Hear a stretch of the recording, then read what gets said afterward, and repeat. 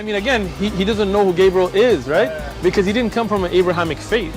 The people of Mecca were pagan. Quran is mentioned, if this book was from other than God, they would have found in it many contradictions. If a book is without contradictions, that has no bearing on whether it comes from God or not. I've had phone books that are inerrant, but I certainly don't think God gave them.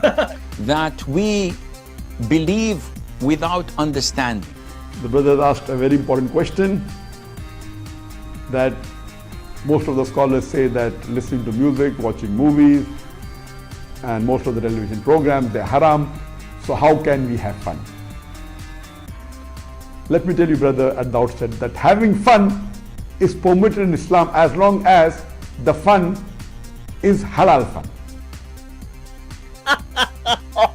That the standard narrative has holes in it. The Prophet tells us because Satan or the devil sleeps over our nostrils. Those who oversleep and not pray Fajr on time, Satan urinates in their ears. I really do think Jesus was crucified and that he really was dead and buried. He thought that he was a son of God in the sense that he was specially chosen by God. I think Jesus really did think he was going to be the Messiah, the future king of Israel. I mean, that is, after all, why they crucified him.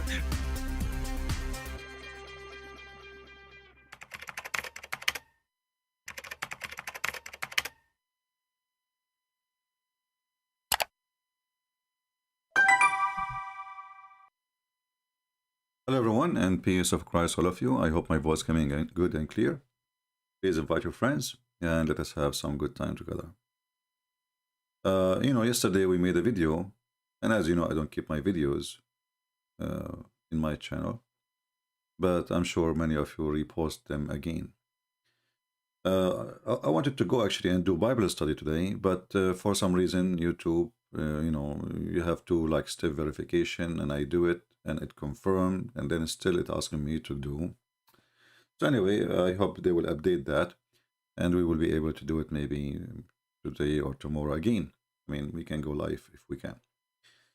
So the topic is, can God forgive sin without blood sacrifice? I noticed that some Christians, some people, they are really coming from the cave time, and when they read a verse from the Bible is a book of books, not even a book. Bible is not a book, it's a book of books. And what people do, they are the same as the Muhammadan, very shallow, and some of them even they are stubborn, like they have a head of like a wall. So one of you will say, well, in the Old Testament it says you have to like sacrifice animals.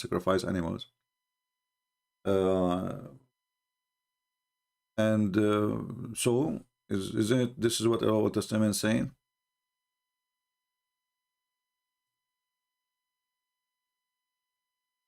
It doesn't matter really how much you try to educate people. If they don't want to educate themselves, you are speaking nothing, you are saying nothing. How come there is somebody, he was able to find a verse about sacrificing an animal or the blood of an animal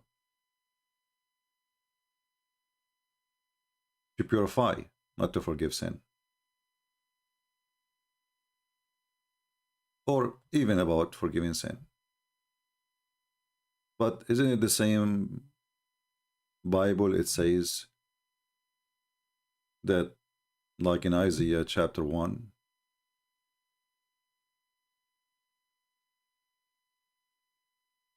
that your sacrifice is not really, not making a difference for God. What I want from you for sacrifice, what is exactly you can sacrifice to God? Do you think God, he is really, like, do God need blood? Why? Is God a Dracula? Even Dracula is a fiction story. To what purpose is the multitude of your sacrifice into me, the Lord said.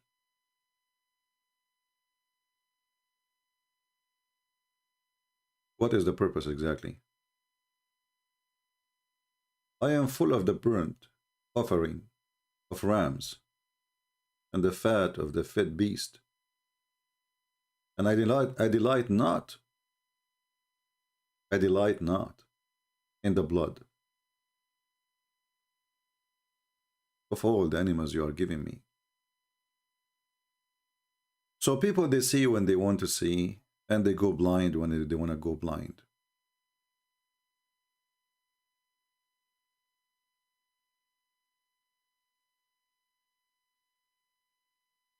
And when somebody says, you know, if a Muslim is lying, I understand, he's a Muhammadan.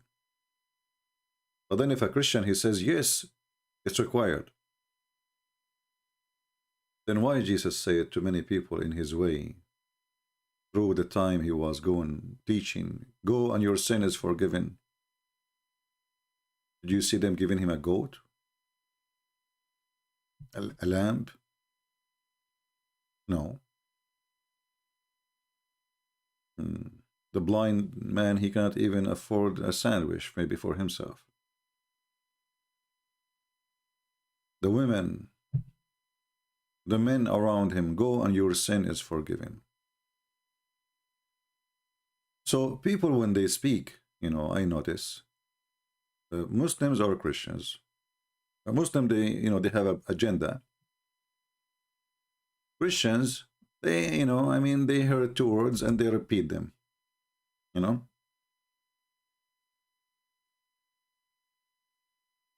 When was a man on the cross, and Jesus said to him, today you will be with me in heaven. But this guy he give, you know, did he sacrifice? I mean, the guy, he's not killed yet, he will be killed. And he will be killed because he was not a good person anyway.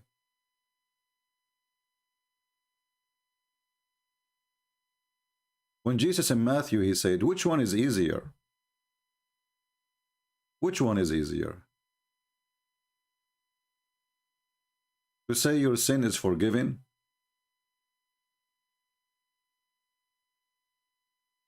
or to say get up and walk? Which one is easier?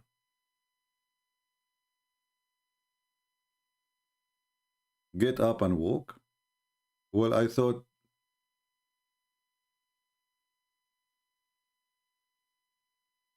somebody is saying that you need to have sacrificing blood in order to forgive your sin.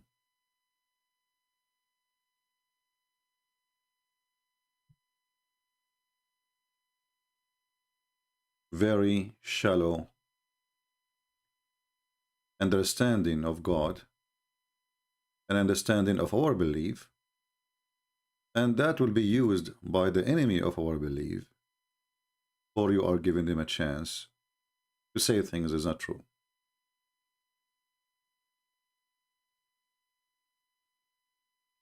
Which is easier?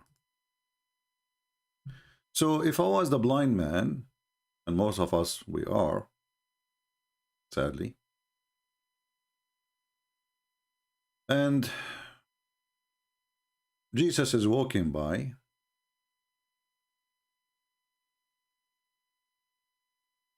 what I'm expecting from Jesus? This is the same God, the God of the Jews. So should I give him a goat?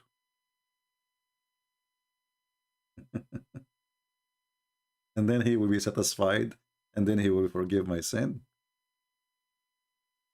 Sometimes I find that people, they have a little, you know, tiny understanding of the Bible. I don't want to be insulting, you know, but sometimes, you know, insulting is good.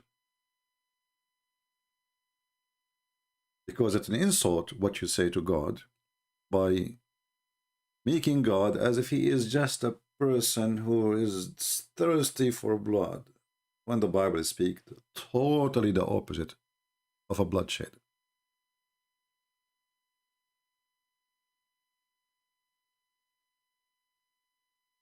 We have tons of examples of Jesus forgiving people sin, and nobody gave any sacrifice.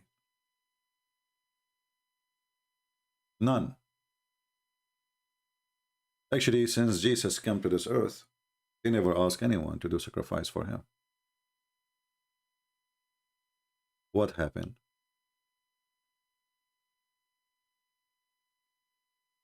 When God, he asked Abraham to give his son as sacrifice, and the Muslims, they copy this story from the Bible too, right?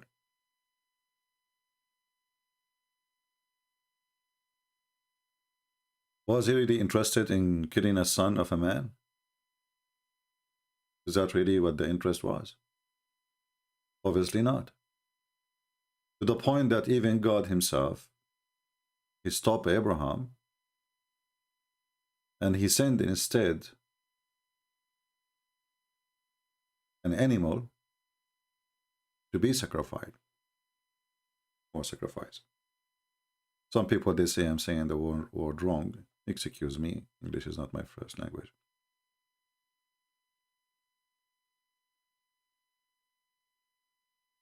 But when God, he gave the sacrifice instead of Isaac, he gave it to whom? Who exactly he is giving this sacrifice for? To him? But he is the one who gave it. To Abraham? Abraham have a lot of animals. One animal more will not make any difference. And Abraham actually did not even have it.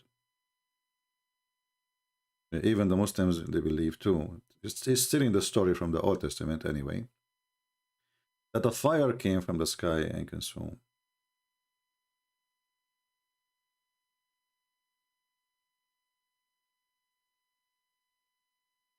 So all what the sacrifice is in the Bible is that life is very valuable. And you are a very sinner person. You are a very bad person. And you give the most precious thing, asking for forgiveness. Your life should be taken from you for the sin you are doing. So giving the sacrifice is of a blood is a symbolic how bad your sin is. And you understand that. And you know, we as a human anyway, we kill animals every day. So it's not like something, you know, like we are doing evil. If this is a human sacrifice, that will be really evil. But as you see, God is not asking us to sacrifice our kids. When he asked Abraham, he is showing the obedience to God, that the most beloved person to him is willing to give. But God did not let it happen. Then in the Bible we see the word the Lamb of God.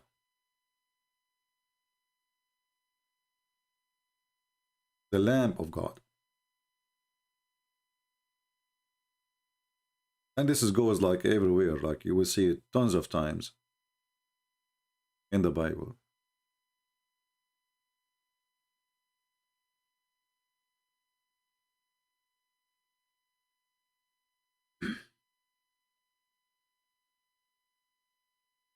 So if we go as an example, John 1.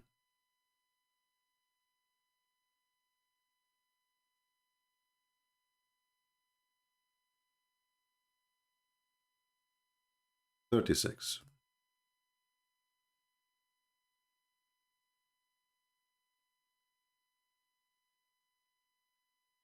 Here you notice that all the sacrifice was a symbolic of Christ himself. He will be the Lamb of God. God do not need your sacrifice. And God do not need anything anyway. But the story we as a Christians we believe in, and the Muslims try to fight it because it demolished their cult, that God, he loved the whole world, and his love is so amazing to the point, even the blood I have, my blood, is going to be shed for you. It is not the purpose. The purpose is love. And it's not God he is shedding his blood himself. You see, the Muhammadan, they always try to make it as if Jesus, he killed himself. Why God you want to do that, you know? As if Jesus, he said, hey, come, kill me. This is not what Christianity teach. Christ, he knew what they will do. Christ, he knew who was going to betray him. He knew what even they will say when they come to arrest him and take him to be crucified. Even though he knew, Christ is willing to do the maximum of love. That God, he humbled himself to be humiliated, to be cursed. People curse him. People laugh at him. People say bad words to him. And when Christ, he was forgiving sin for those who never gave any sacrifice in their life, like the blind man or others, or the one who cannot walk. Which one is easier to say, forgive your sin, or stand up and walk?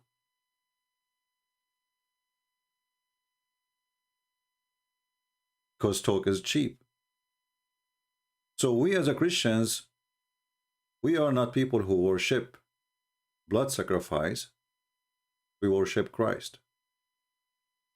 And when we say that the blood of Christ, we are not talking about I am killing Christ to sacrifice him to God. We are not talking about we are giving humans to be sacrificed. For Jesus first is God himself. Secondly, Jesus himself, he did not come and force people to kill him. If Jesus is the one who is forcing people to kill him, then that will be a kind of madness.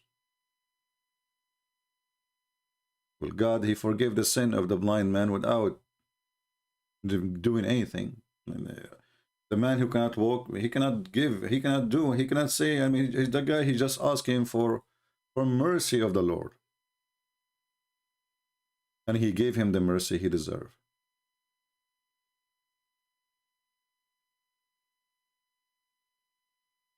So when a naive person, he think that God, he need a sheep, a blood of an animal. Obviously, he do not know anything about God yet.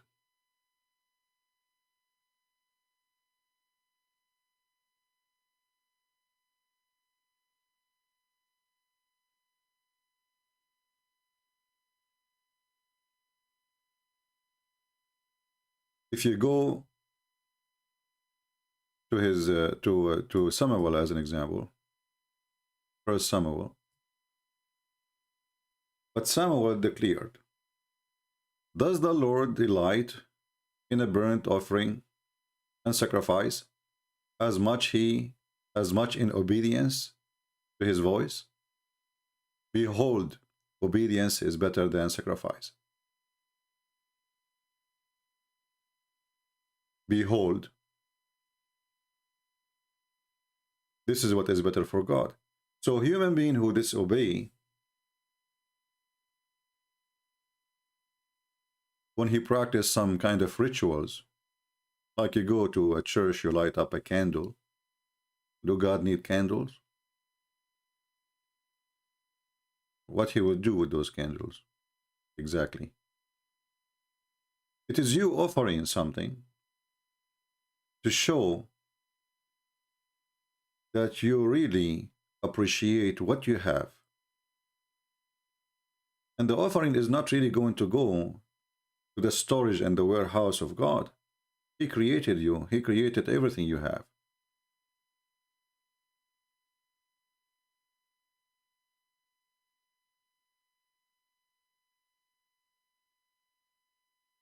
Which one is easier? to say your sin is forgiven or stand up and walk.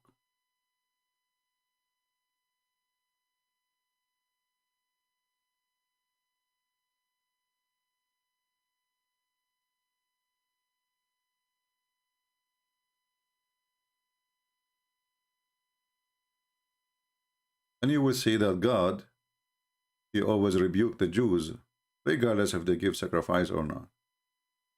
And even he punished them. Which means your sacrifice is not accepted. So sacrifice is not like a magical word you say, and then this God, he will let it go, and whatever you do, you feel free. The same as the Muhammadan belief.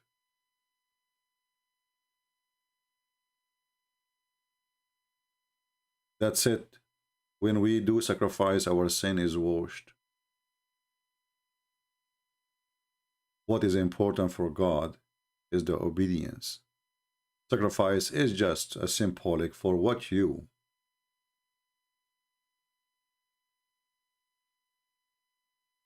present to God as an action saying, I am sorry. You should take my blood. I don't deserve the life you gave me. You put me in this earth, and I turned it into misery. I polluted this earth with filth.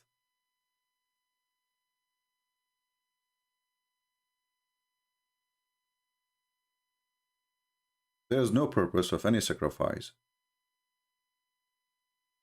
if you are not obedient to the Lord. And then when we see that Jesus, he came to this earth, coming to the earth itself is a sacrifice for him. Sitting with those people, you know, I mean, I get disgusted every day. And I'm not even close to be God, you know, to be an angel, to be a prophet, to be even to consider myself a good person. And I get disgusted. So imagine the Messiah himself, how much he sacrificed by coming to this earth.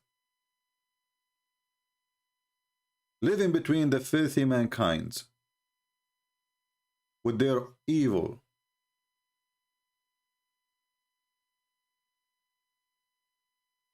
If you look with me here, the story in front of us as an example, Jesus is doing nothing but a great work for society, for the community. People are angry from him. Is he a thief? Did he kill somebody? Did he break the law? For them, he is a bad person. For them, he is doing things they cannot do. For them, he took the attention from them because he is a superpower. And he is simply saying that he is the person who can forgive sin. And then, when Jesus, he proved to them that he can forgive sin, and forgiving sin is the easiest thing to do for him. Which one is easier?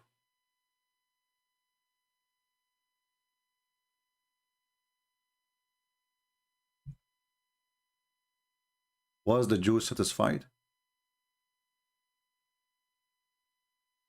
They were excited. Oh, thank you. You made the guy, he, you know, stand up and walk. They were upset.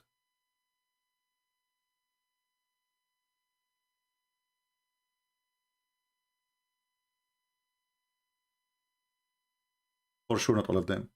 Some, they glorify God. And some, they start planning to kill Jesus. The decent one, the one who have a good hearted, is they glorify God. Look what he did. He just made this man who cannot walk. Or this man who cannot see. For them, and those are the learned people, the rabbi, what he does is a blasphemous. Many Christians today, they are the same as those Jewish rabbis. They love to throw rocks at people. They love to judge people. And they claim that they are the best. And you know, claiming to be the best, I find it always is a habit of those who they are the worst.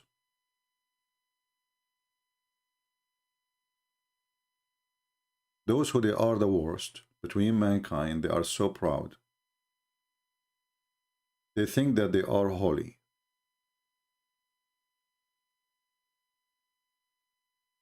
They think they are the highest. They think they are the one who is the good ethical ones. The one they have ethic, only them. They think they own God.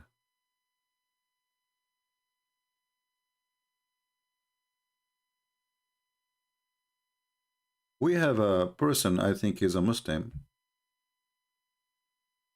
He's saying this question, let us, you know, obviously this, you know, this is an example, by the way, that it doesn't matter what you say. People say things, unless he just entered the chat, I don't know. But I think he is here for a while. Just to give you an example, that sometime, you know, in the Middle East, we have a statement that there's a guy, he decided to teach the donkey how to talk. So he sat with him for 40 days, and after 40 days, the guy, he came out talking like a donkey, and the donkey is still a donkey.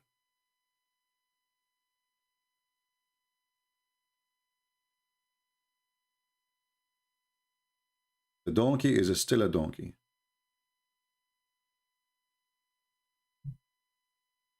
And it doesn't matter how many times and how much you explain, the donkey is not listening. So here we see this gentleman, we're trying to show some respect so he will not get hurt. Why God had to sacrifice himself instead of directly forgiving? Because first of all, I want to ask you, who is the idiot who told you that God, he had to sacrifice himself? Where do you get this from? Either you are an idiot who say things without knowing what you are saying, or you are a smart, educated, you can prove it to me. Who said that he have to?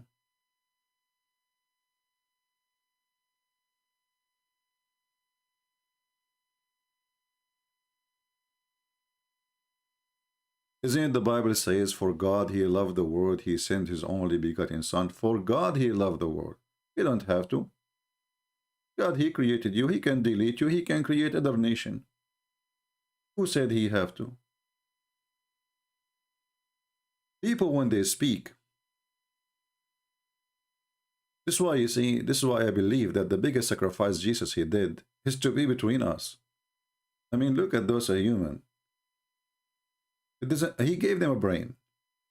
See, we are giving a brain, but they don't want to use their brain. We just showed you a verse in the Bible, Jesus saying to a man who cannot walk, go on, your sin is forgiven. And you say, why, Jesus? What's wrong with people? Jesus forgives sin, and there's no bloodshed. Jesus forgives sin, and he did not go to the cross yet. Why people are so silly?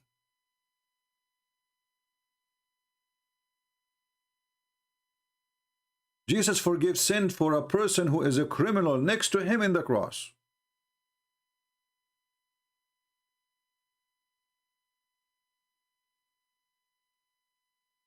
So there is lying creatures. They go around and they spread lies about Christianity. God, he forgives sin without any bloodshed. And God, because he is loving. Because he is loving and because he was so peaceful with us, we human, we killed him. Now for sure, you can't really kill God. I mean, here we go. You killed Jesus, he is back to you. Nothing happened. That's why Jesus says, you can destroy this temple and I can rebuild it in 3 days. And the 3 days is symbolic for the Father, the Son, the Holy Spirit. Otherwise, the 3 days is not required. It can be 3 seconds. It can be 1 minute. It can be a second.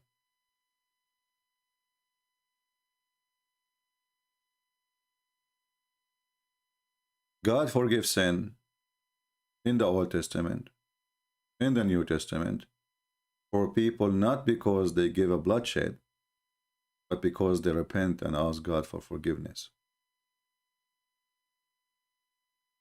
And those who lie, trying to make a Christianity a belief of a bloodshed, those are lying people.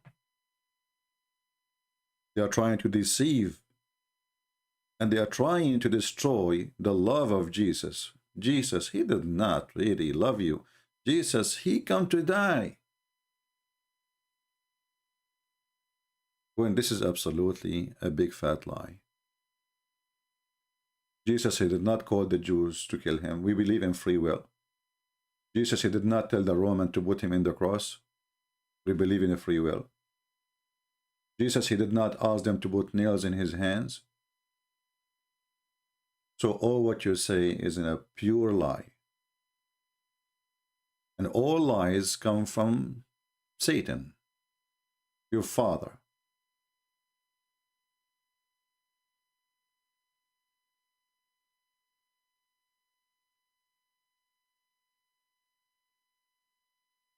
Nobody believe. Not even a single Christian believe. And I know they will quote for you, Jesus say, the Christian, they say, by the blood of Jesus we are saved. By the blood of Jesus we are saved. That means that Jesus who come to this earth. And he was so loving to the point, even his blood, he gave for free out of love. Imagine you have a king, and this king, he send you his son. And this son is coming on a mission to save you. And then you put him in the cross.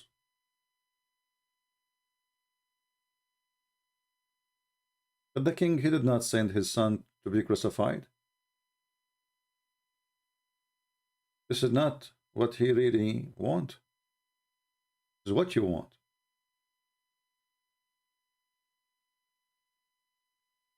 And you will notice that even Jesus really is not really interested in the cross. That's why he spoke to the Father, saying at the end, let your will be done, which means, well, if you don't want them to stop them from doing what they will do to me, let your will be done.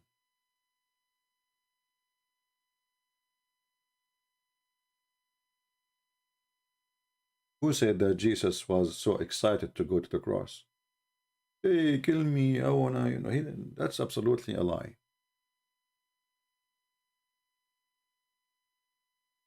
So we as a Christians,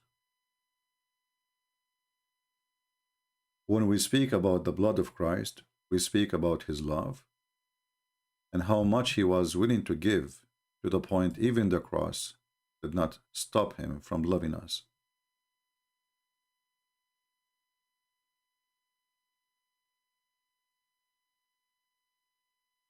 If there is any question?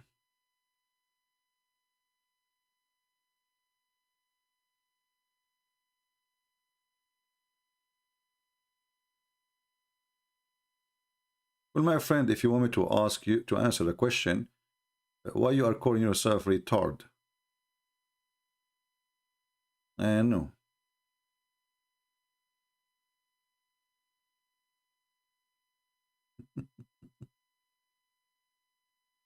And here you see a retarded person.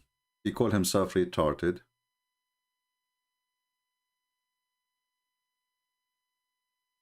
Saying, can I get a clarify on the belief that Jesus is the Father in the Bible? It says only the Father know when the end of time. I didn't know you believe, you know, where you get this is from? What kind of a Christianity you believe in? Did you learn your Christianity from Abdul magazine? Jesus is not the Father. The Father is the Father, and the Son is the Son. Secondly, if Jesus knew what they will do to him, and you are saying only the Father, he knew the future. That's false. When Jesus said about the judgment day, that only the Father, for only the Father have the authority to announce that day. But if you read in the same chapter, you will see Jesus, those things will happen. Number 1, number 2, number 3, number 4, number 5, etc. When those things happen, I will come. So here you notice that we don't believe in a predestined set time. We believe that the Messiah is teaching us that the more we polluted the earth, the faster judgment day come. So God, he did not set the day of judgment. If you go and see the stories of Sodom and Gomorrah and etc., you will see that if there is 10 believers, God will not destroy the city. 15 believers, he will not destroy the city. 20 believers, just for a few people, he will not destroy the city. So when the judgment day will come, when this earth is totally polluted.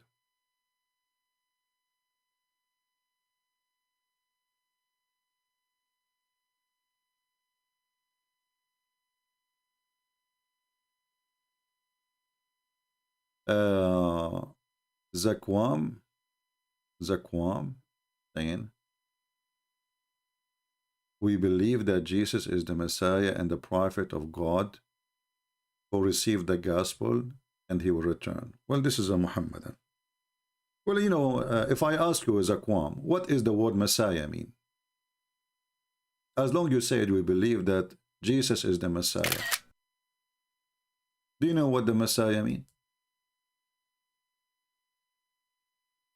This is what you said, right? I will put it in the screen.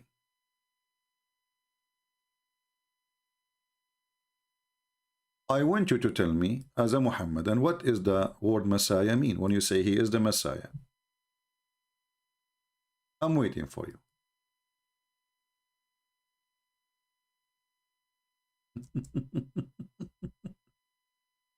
What Messiah mean?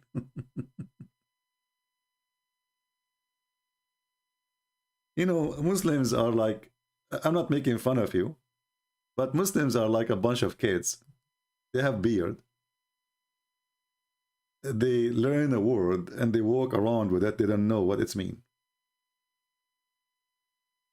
What does the Messiah mean?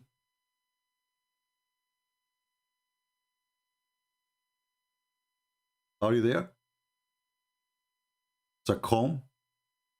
By saying that you believed in the Messiah, that means you believe that he is your Savior. And that will not make him a prophet no more. Because a prophet is just a warner. Isn't it your Qur'an says that your prophet Muhammad is a warner?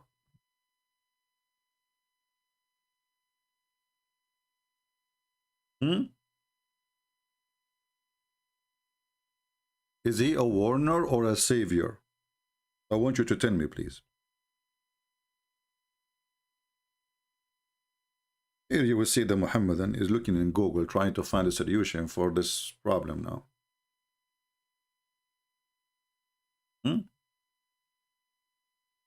Is your prophet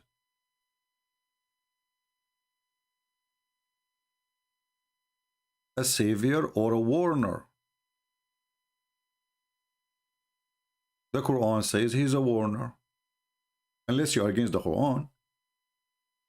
So Muhammad, because he is a fraud, because he is a fool, he did not know what the word the Messiah mean.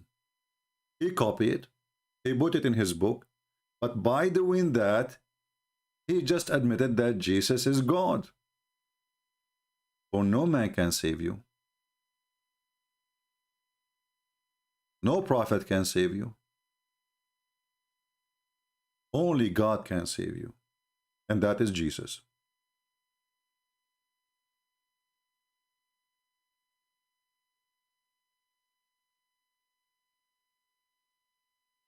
Do we have any other Muslim want to say anything? You see, one of the things about Muhammad is a guy, he steal your car and then he think, you know, like he changed some things in the car, like the car, how it looked like. So let us say your car was Mercedes. Muhammad, he put Ford. sign in the front. And then he's hoping that you will not notice that he is just a stupid thief.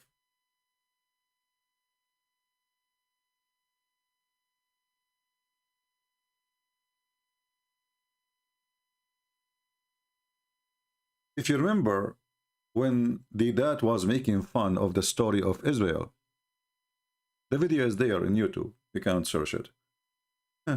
God is wrestling. God is wrestling. Wrestling with Jacob. Stupidity is amazing. And the Muslims are so excited. This is a scholar, brother. But you idiot. The Quran approved the story. How we know? Isn't it the Quran says that the guy, his name is Israel?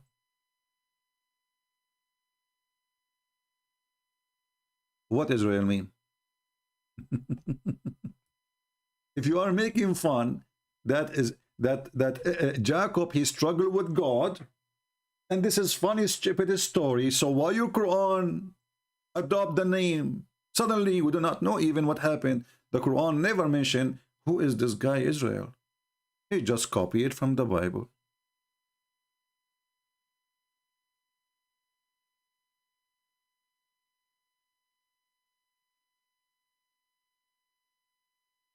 This is why we laugh at Muhammad and we laugh at his book. It's laughable. You make fun of how Israel, he struggled with God, and then you accept the word and you put it in your Quran. Same time, have you ever heard of a stupid religion like this? It says, "O children of Israel," but yet did not tell us who is Israel. Who is Israel? If we go in the Bible, we will see who is Israel and why he was called Israel. If we search the whole yellow pages of Muhammad, we will not find one place who is this guy Israel. Hey Muhammad, can you tell me who is Israel?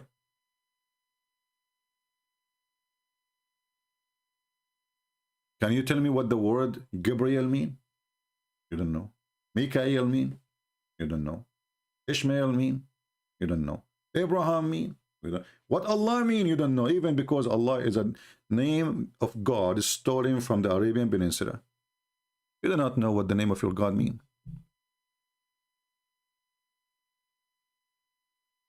They don't know what they are worshipping. They do not know what those names are all, because simply it is a theft.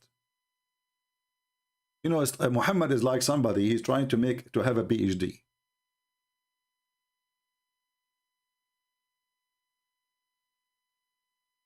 And in order to have a PhD, you have to make like a study, right? Your thesis, they call it thesis.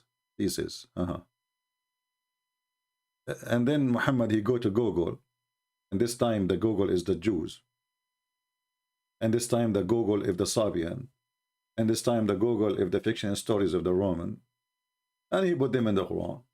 He took the names as it is. He took, I mean, a lot of details as it is, and he had some spices to make it his own. This is why when you ask Muhammad any question, he have no idea. As an example, I mean, Muhammad is a prophet. Have you ever heard of a prophet? You ask him what is the spirit, he say Allah knows best. And not only him, he is saying Allah knows best. Allah saying Allah knows best.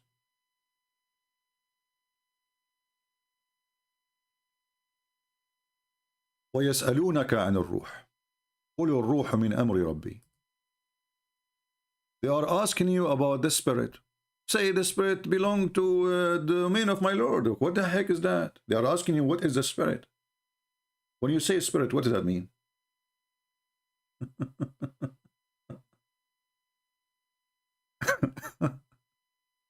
What spirit mean? Have you ever heard of a prophet? He goes for 2 weeks and then he receive a revelation from his God, says Allah knows best, and you know little. Well, this is what they are asking you. You answer them saying you know little. Shouldn't you tell them what it is? Imagine you ask me a question, what is the spirit, Christian Prince? You claim that you have knowledge. I say you know little. The spirit is in the order, my Allah, He knows best. What is the answer? And as long they are asking you, obviously they are saying, we have little knowledge. We need your guidance, sir. So what you say to them? You say to them, you have little knowledge?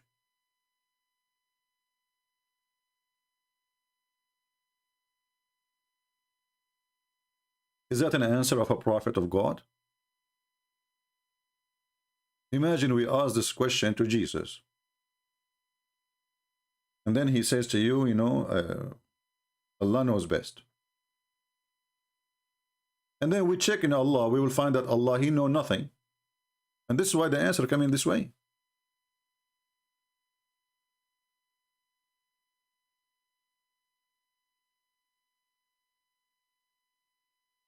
If you read the verse after it, I challenge any Muslim to tell me, what does that mean?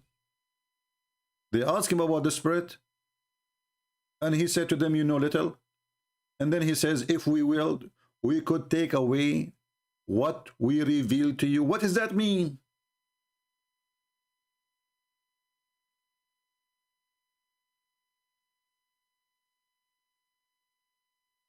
What's wrong with this guy?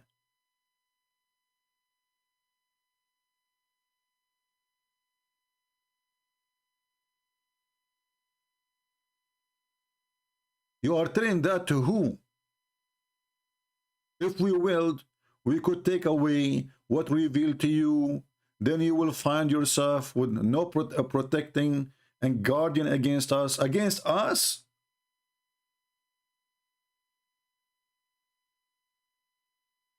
Allah is the enemy. You see, in Christianity, God is your aid. God is your helper. God is your supporter. Here, this God is your enemy. And that explains why in different hadith, Muhammad, he said, if you don't commit sin,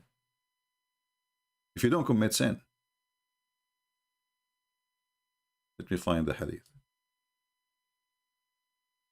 Allah will destroy you.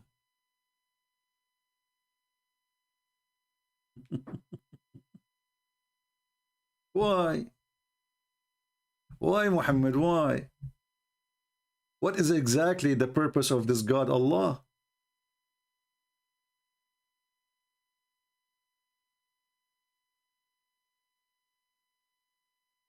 The whole Bible speaks about if you commit sin, you will be punished. In Islam is the opposite.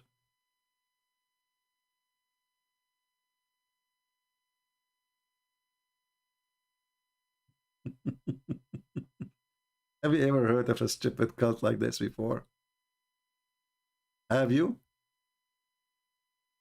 Read, and I challenge you not to laugh.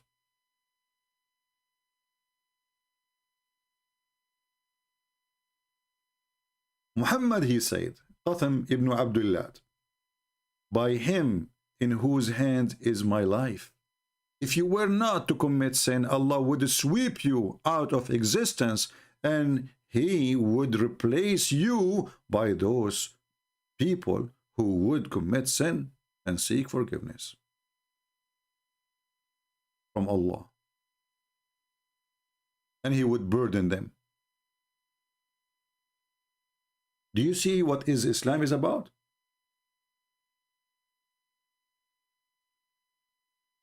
Do you notice what I'm talking about now?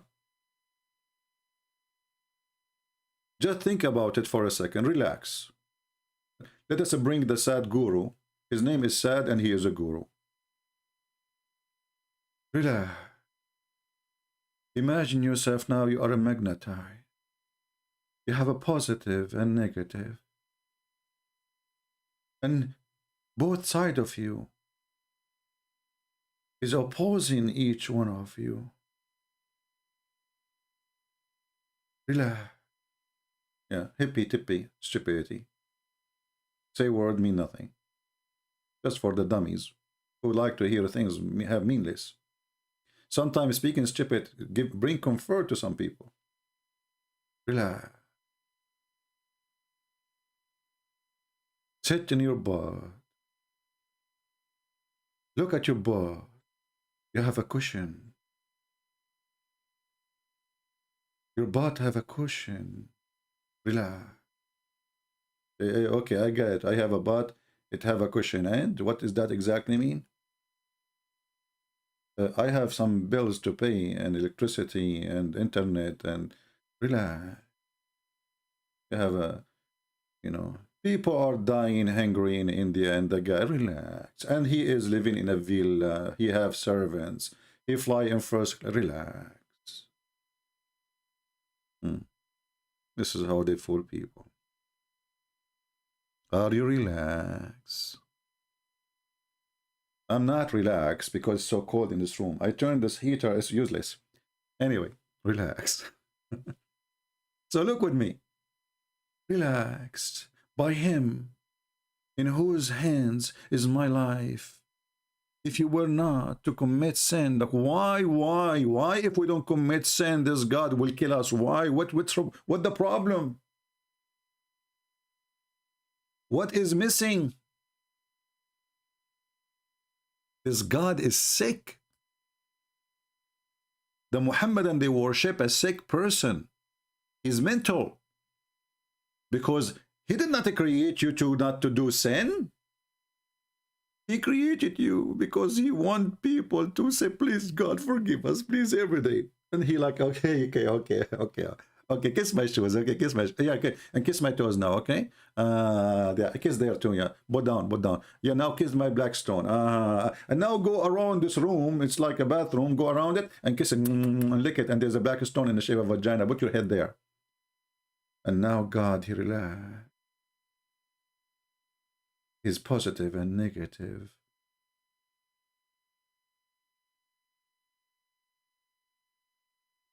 This God is a lonely, sick God. He's enjoying torture. He's literally enjoying torture. Because this is a torture. If you don't commit sin, you know what I will do to you? Or what, Allah? I will make you shish kebab, okay? Look, what the heck? Why? Because you did not commit sin. Well, I thought I should be a good person. Oh no, I don't like good people.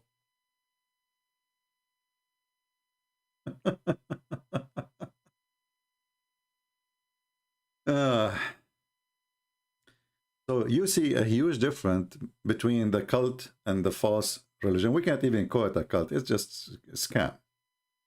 You know, it's like a cult is have to come from something a little bit truthful. I mean, there's no truth in this religion. But the story here in front of us is showing us that this God, who Muhammad is creating in his frame,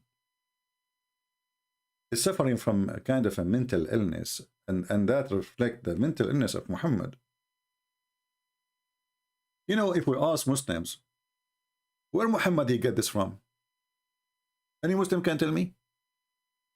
This is Sahih Muslim, hadith number 2749. Sahih Muslim. This is Sahih, they can't say it's daif.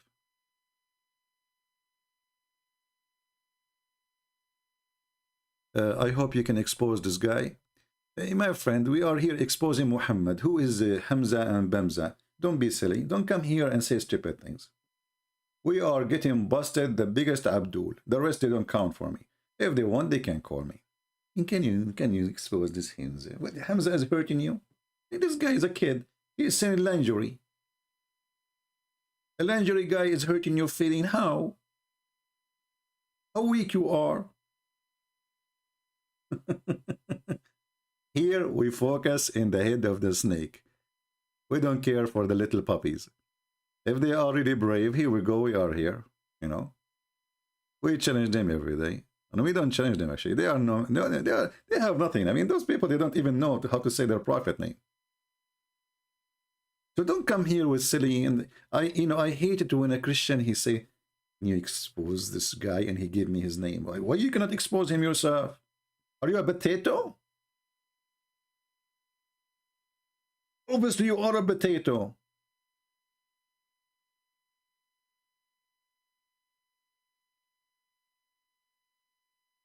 Here, we smash the head of the snake. The rest, they have to wash. The head of the snake, which we demolished. And they try to duct tape the head of their prophet, but they cannot. That's why they don't dare to call me.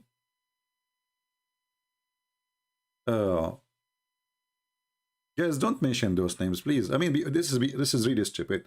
The guy, we do not need to do bully, you know. Who is this guy, Hamza? Is he a scholar? He didn't even have high school. What's wrong with people?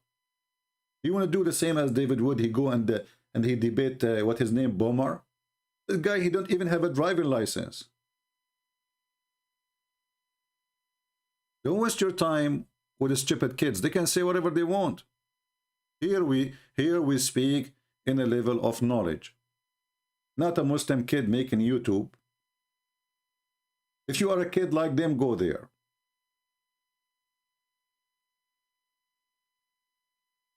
Honestly, those Christians, they are weird though, the same as the Muhammadan. You know, this guy, he's saying this, he's a kid. As long as he is a kid, you can get him busted. Are you so? I don't know what to say.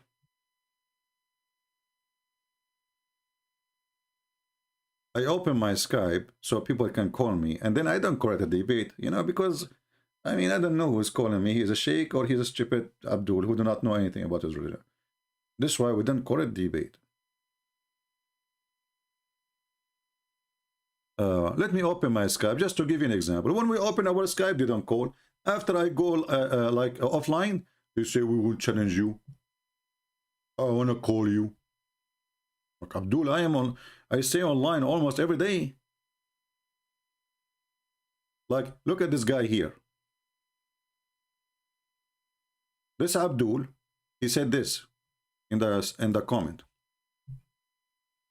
He's a Shia. He said, the Christian Prince, I am a Shia and I would like to challenge you to do mubahala. Do you know what mubahala is? Do you know what mubahala mean? This is additional. Let us drink something.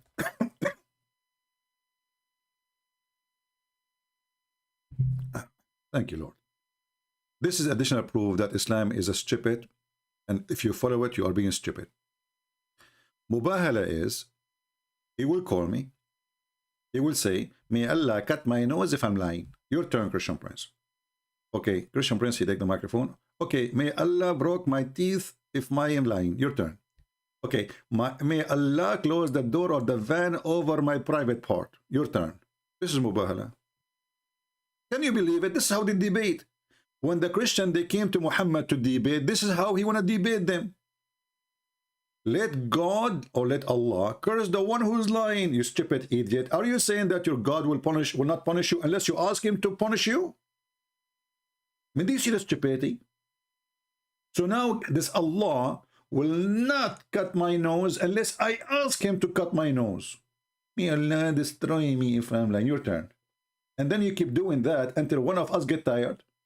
So what if you are a 10 years old kid who can speak until tomorrow, and I am an old man, maybe 80 years old, and I will get tired after 2 hours? That means you are right and I'm wrong?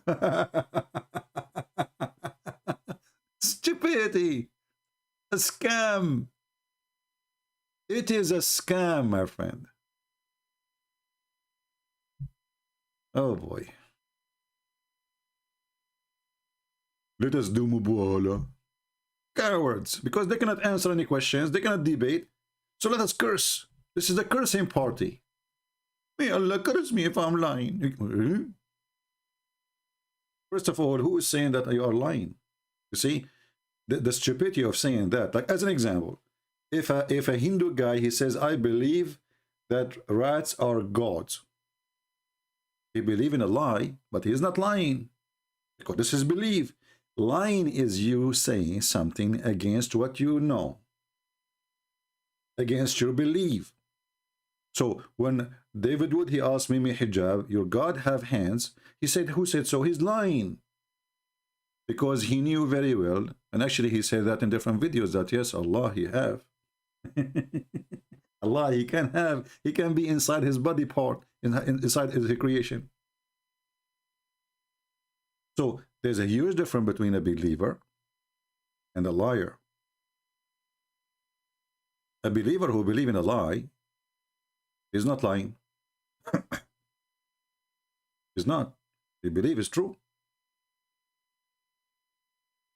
But the belief he believes in is a lie. There's a huge difference. But because Muhammad is a liar, and he do not know how to answer the questions, so he said, let us do this cursing party.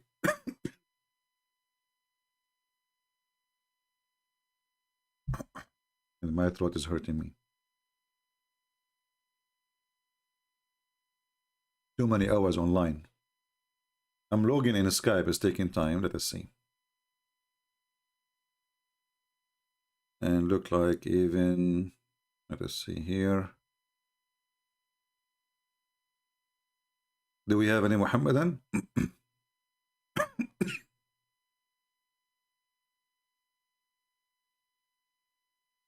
Well, no, maybe my internet is bad, because I see even there is the death sign in YouTube buffering. Okay, now it's working. Let's see.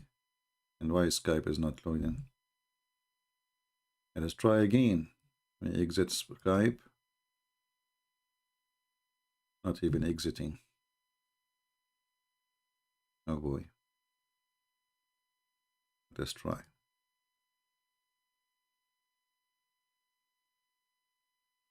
All right, Skype exit. We will try to log in again.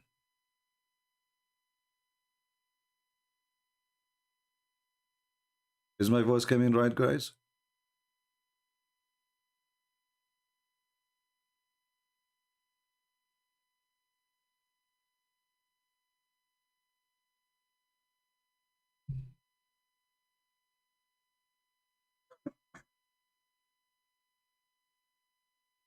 Let us try again.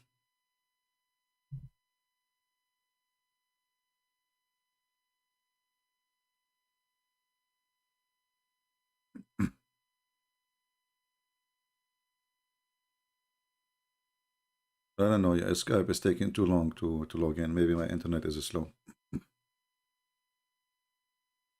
Anyway,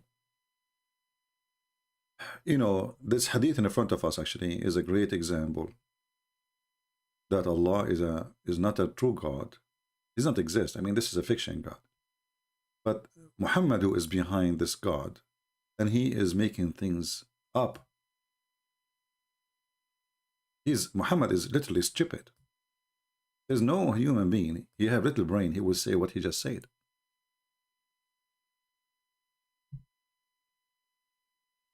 How the Muslim, they keep saying to us that Islam is against sin. Islam, you know, Allah, he don't want us to commit sin.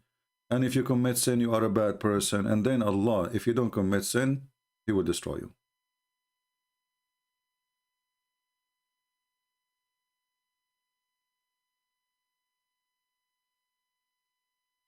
All what Muhammad, he is saying here, that he have a sick, ill, mentally ill God. He's playing games with us. He created us for one purpose. He wants us to commit sin. You need to commit sin, otherwise I'm angry from you.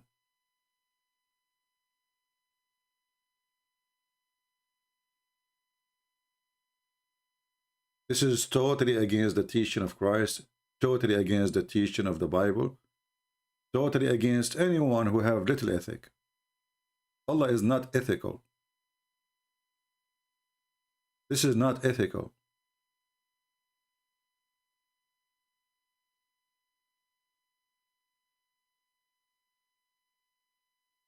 How many of you saved this hadith? How many of you did save the reference for this hadith?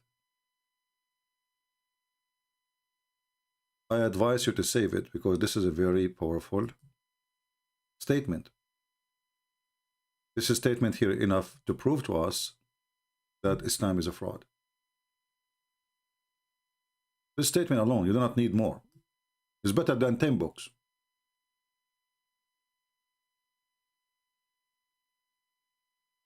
What Muhammad is saying here,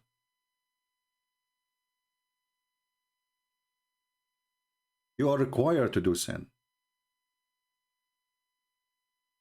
Allah, He wants this earth to be full of bad people.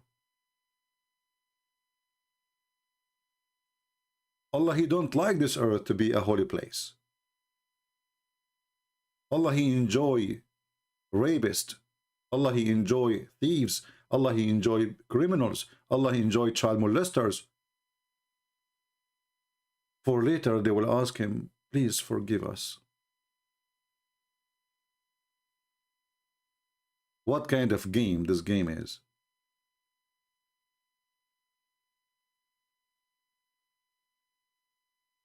So if you did not save the link, please save it. We are giving you a reference. And as you see, this is a very authentic hadith. This is Sahih Muslim. The Muslim, they cannot say, oh, this is a fabrication.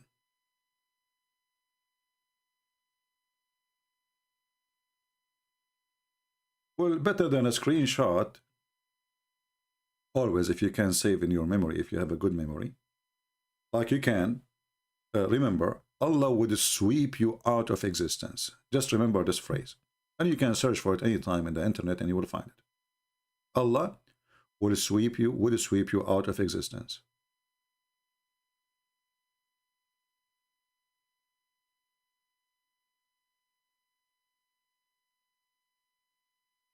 For some reason, I cannot log into Skype. Maybe they have difficulty. By the way, later today, maybe, I'm going to post a link. I will make an announcement. We have one of my books translated into the Romanian language. And as usual, I will give it out for free. So if you are a person who speaks Romanian, if you have a friend who knows Romanian, I hope either today or tomorrow, I will post the book and you can download it and you can share it with your friends.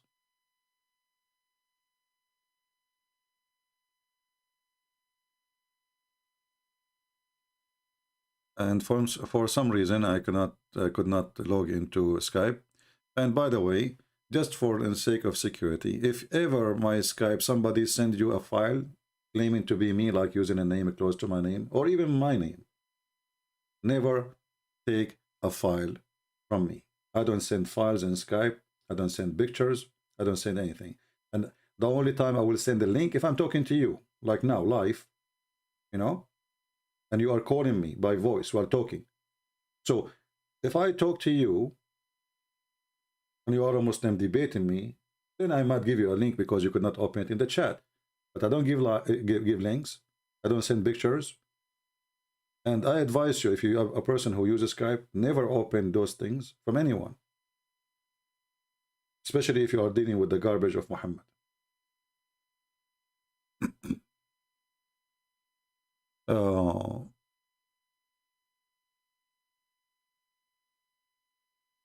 Can you explain jihad is going to Jannah, become a bird?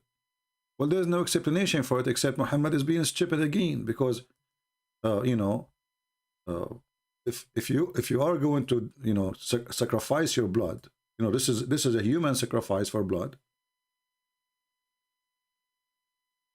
and then after you sacrifice your blood,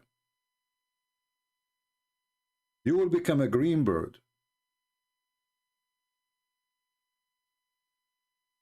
So how you will have sex with the 72 virgins? You will use your peak?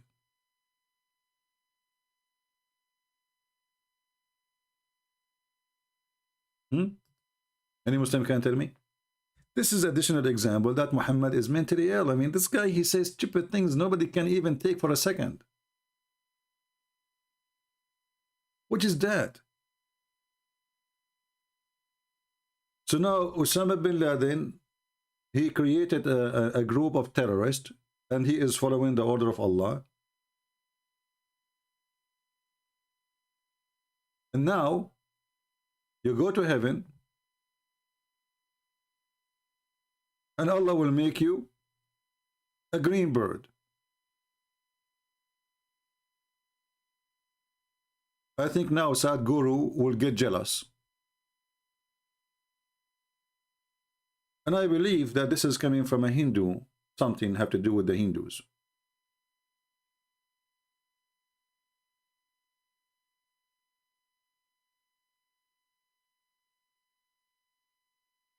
So how he promised me 72 at least women to have sex with them, and now I'm a bird. Are they birds too? Madness, you know, stupidity, crazy stuff. Like now the Mujahid is so happy, hey, I'm going to heaven. And he entered the heaven, he turned into chicken, green chicken. And now he have 72 girls in the front of him naked. And he's saying to them, Parut, Parut. Like, what the heck? Osama, my name is Osama. Like, oh? What those girls they want to do with this guy now? He's a bird. They will put some seed in their private part. And he will use his beak to pick it up. Madness. But you can say, I mean, Muhammad, he can say anything. This guy is just a stupid idiot, you know. He's a certified idiot. You know, thank God I don't want to go to such a heaven. I don't want to turn into a chicken. And this is called a reincarnation. This is a Hindu, you know, the Muslim, they say we are not Hindus. Zakir Naik, he says we and Hindu, we have the same concept of God.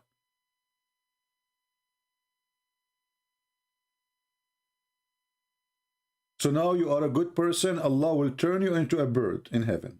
Isn't it this is a Hindu teaching? Muslims, isn't it this is a Hindu teaching?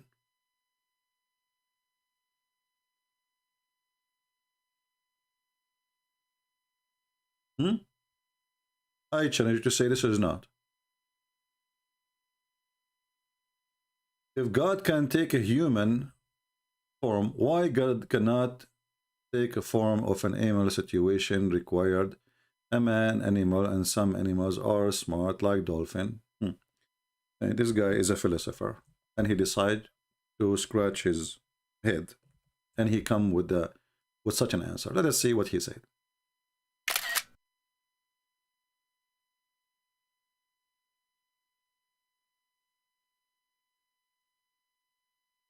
Let us put it in the screen.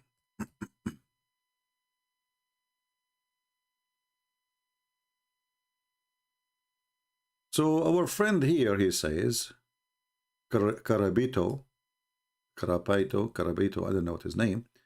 He said, well, if God can take a human form, why cannot God take a form of an animal situation required? What situation required mean? I don't know. Is that, I thought my English is horrible, but I think your English is horrible more than mine, you know. Man is an animal, and some animals are smart like dolphin, etc. First of all, my friend, the Bible says that God, he created Adam in his image. That is the image of Jesus. So when we say that God, he became a man, well, God created Adam in his image. So the creation from the beginning was a creation of a man in the image of God. So you don't understand Christianity, obviously. Secondly, in the Bible we have that the Holy Spirit or the Spirit of God appeared as a bird in the sky. So it is possible for God's Spirit to come as a bird. No problem. That will not change the nature of God. But when we speak about Islam, my friend, we are talking about a guy who was promised to have sex with a lot of women. They are women, and he is a bird. So your comment has no connection with our topic, and you are being silly. You are literally being silly. It's like just somebody want to say something, you know, he have something in his, he throw it from his mouth. So for us, who said that God cannot? No, our God, he can. He can come in any form he wants. He's God. That's why we call him Almighty. When we question Muhammad is speaking about the Mujahid, he become a bird. Well, if he send him to a heaven full of birds like him, I will say, okay, the female are birds too. But this guy, he been promised women who he will sleep with. You understand? So I am a bird now, and I going to have women, human, not chickens. So why you promise me 72 versions at least? Shouldn't you promise me 72 chicken?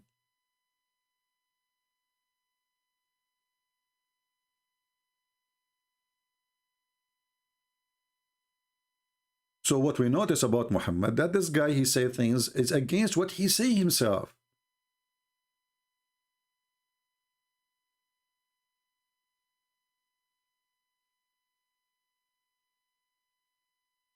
And then those who they die for the sake of Allah, they ask Allah, we want to give us our body back so we can go and kill more. Look at this, look at this. They cry for Allah saying, give us our body and send us back because we want to kill more.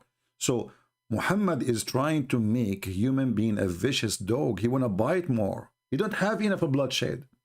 Please give us our body so we can go back and we kill more.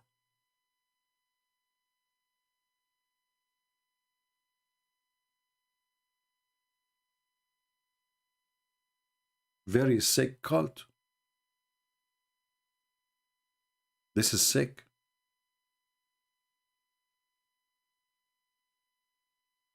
This is very sick.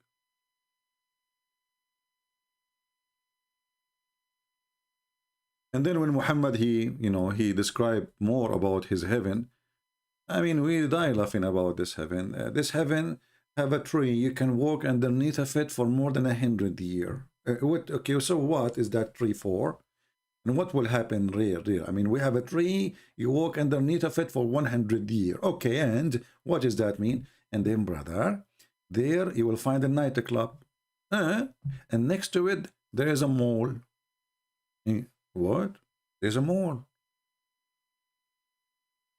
Well, what is in the mall? This mall, there's magazines. Magazines? What kind of magazines?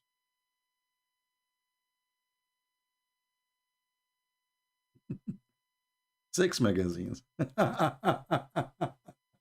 Porn magazine. Have you ever heard? And this, by the way, this market open every Friday, in case you do not know. Just in case you do not know. Every Friday only. It doesn't open the whole week. The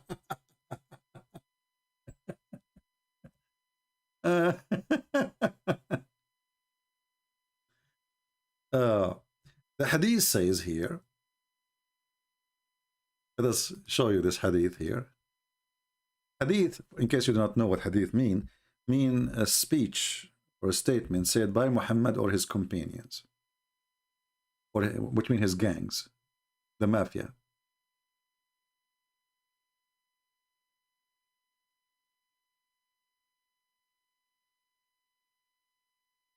The chapter name, The Market of Paradise.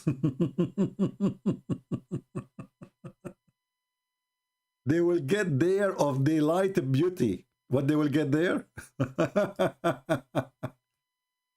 In paradise, there is a street. This translation is saying, by the way, it doesn't say street. In Arabic, it says lasuqan, which means a market, a bazaar, which they have would come every Friday.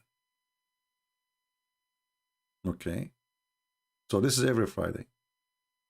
And in this bazaar here, it says, a wind will come from the north and would scatter fragrance on their faces, and their clothes would add to their beauty and loveliness. Oh, relax, Sadhguru. And then you go back to your women. Your family, translate as a family, it's women. After having an add luster to their beauty and loveliness. And their family would say to them, by Allah, you have increased. in beauty.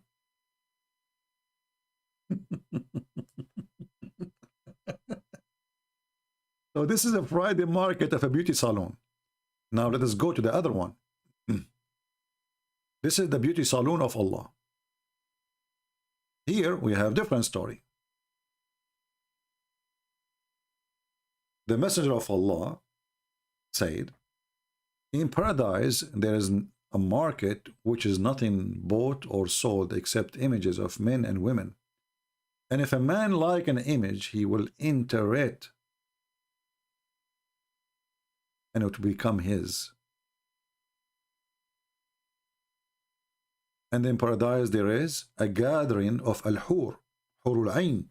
Those are the women, but they are so white to the point you can see their bones, the marrow of their bones, who raise their voices. So what Muhammad is saying here, we have a heaven waiting for you, and in this heaven we have a bazaar, and this bazaar there's market, there's no buying nor selling in there except pictures, images of men and women. Images of what? Of men and women. And then the man, he chooses an image to have sex with it, which means homosexuality in Islam approved in heaven. As you see, if a man he like an image, there's no, the customers, all of them, they are men. If a man he like the image, he will enter it. Image of what? Image of men and women, as you see. And any image you enter, that will be yours. So this is a sex magazine, but it's different from a paper picture. You will jump in this picture and you will have sex with the person in the pictures.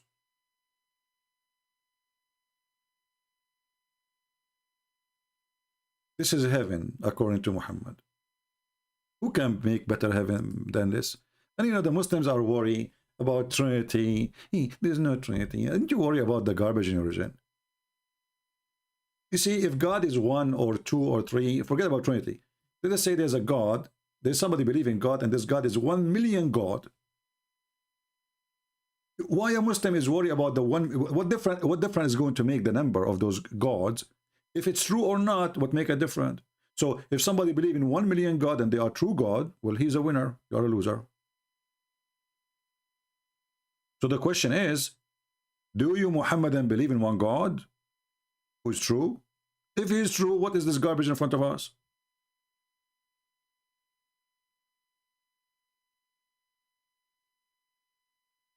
This is really God speaking here?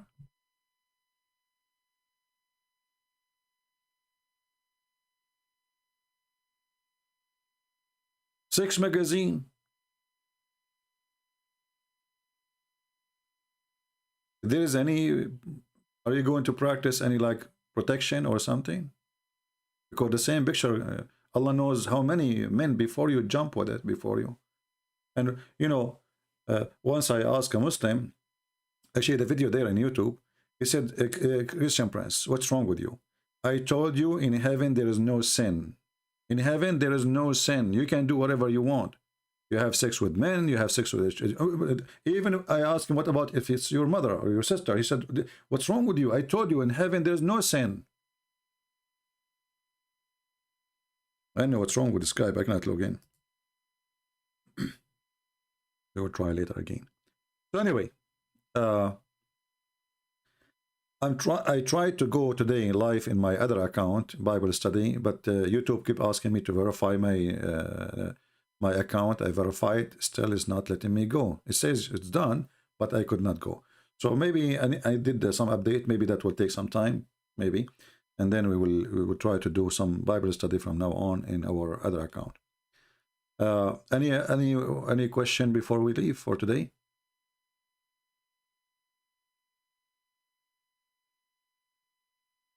Anyone? Because I need to go and watch some magazine. I'm not going to tell you what kind of magazine, to be honest with you, okay?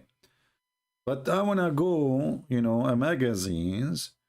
There's a magazines, and there's a prophet who come to my house, and he told me, if you believe in me, I will give you a kind of magazine you cannot resist. I said, like what? He said, this magazine, you open the page, you jump inside the picture. So what? Are you sure? He said, listen, guaranteed. I said to him, how come you don't jump first? He said, I don't jump in the pictures. I am the picture. Like, what the heck? Are you asking me to jump and have boom boom with you? He said, not exactly, but if you wish. And this prophet, his name is Prophet Muhammad. A picture. How is called Jesus in Quran is Isa? Well, this is because Muhammad is a fool. Muhammad in the Quran, he said, just to make it easier for you to understand. According to Muhammad, Mary is the sister of Aaron. Aaron have a sister, her name is Maryam. Mary. So the stupid Muhammad, he thought that Maryam, the sister of Aaron, is the same Maryam, the mother of Jesus. And this is why he called the father of Mary too. He called him Imran. This is the same name of the father of Moses, because he's stupid, Muhammad. However, Muhammad, he heard from some Jewish tradition, not from the Bible. In the Bible, Maryam, she don't have children. But I believe that Muhammad, the idiot, he heard that Maryam, she had a child. His name is Isa. So Muhammad, he thought that this is the son of Maryam, Isa, or Isa. And this is why Maryam, she is the sister of Aaron. All right? Because no Arab Christian, he used such a name before. We never heard of Isa before. Never, never. You will find not a single Christian, Arab Christian, he knows such a name. In Arabic, we call him Yeshua. Yeshua, the same as in Hebrew says Yeshua. And actually, even the word Arabic, in Arabic, Yeshua is not Arabic. This is coming from the Aramaic. You see, Aramaic, in certain dialect, they say letter sin as sheen and letter sheen as seen. So Yeshua or Yeshua, or like some Aramaic, they say Shams instead of Shams, you know, or Shamsh. So they have different dialect. So Muhammad obviously is copying. Is the cousin of Muhammad is the one who used corrupted Bible according to the Muslims? Well, you know, we don't know what he was using. This guy, Waraqa. But what we know for sure, obviously, he is, you know, he is himself, was following a cult. He is not a Christian. That's why they call them Nasara. See, in the whole Quran, the word Christians never appear. The Quran speaks about the word Nasara. Nasara is a word used in a certain time for those who have, it's coming from the word poor in Hebrew, poor. So those are a cult like Jehovah's Witnesses. They've been rejected by the Christians, and they call them such a word, or they have a poor understanding of the Bible, not because they are poor with money. They are poor with their understanding, and they are rejected. So obviously Muhammad, he never met the Christians. You see, his translation says the Christians. Nowhere in the Quran use the word Christians. In the word Christian in Arabic is Masihi. The word the Quran is used is Nasara. And Muhammad himself, obviously, he tried to claim that the word Nasara is coming from the word Ansar, which is stupid of him to do, you know, because he didn't know what the Nasara from Nazaran, Nasara. It's not have not to do with Ansar. Ansar is helpers or, you know, supporter. So Isa supposedly in you know, chapter 3 verse number 52, he said, who is my Ansar? قال من أنصاري إلى الله? This is why now you heard the news that there is a militant in Yemen. They are shooting missiles at Dubai, right? What they call themselves? Ansarullah. They got the name from there. Ansar Allah.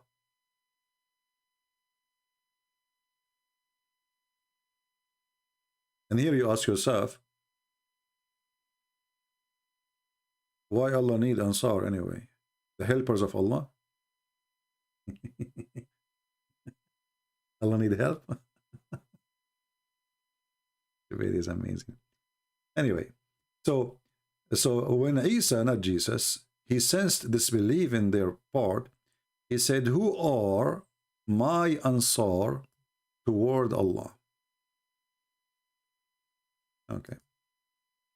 I have a question that Muslims take a chapter in the Bible.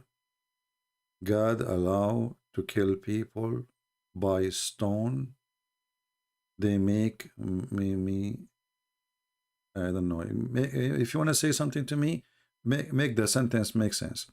We know that Muhammad, he copied, and actually even the hadith, it says that Muhammad, the Jews, they showed him the verses of stoning to death, and obviously this is where Muhammad he got from. But now we cannot find it in the Quran. Why? Because supposedly there's a goat who ate the verses. There's a goat who ate the verses. And now Muslims don't have it. And trust me, I mean, there's no way. The reason that the verse is not there, because of a goat ate it. Like a breastfeeding for adult, and 10 times breastfeeding for adult, and the stoning for death is eaten or ate by a goat.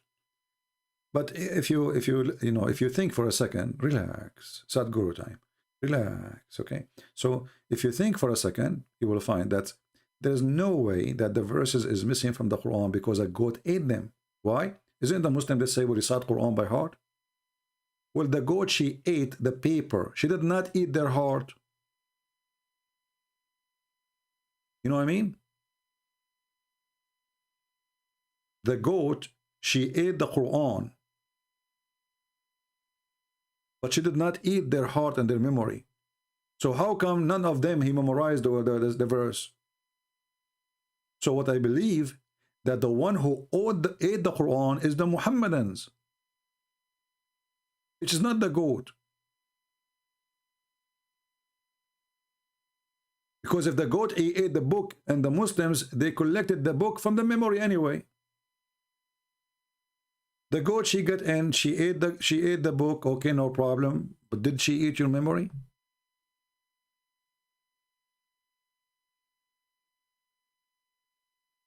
Right? So obviously, the story here is a cover-up, for a missing chapters in the Quran. And those chapters, I believe, they are in purpose. Somebody made them disappear because it's an embarrassment.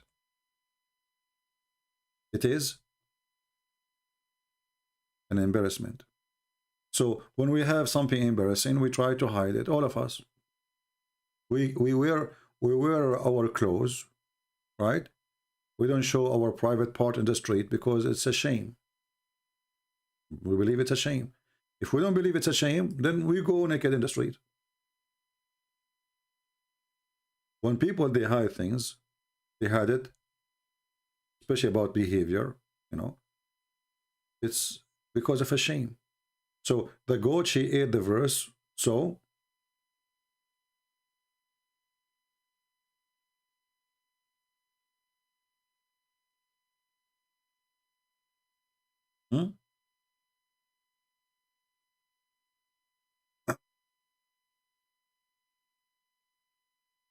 all right.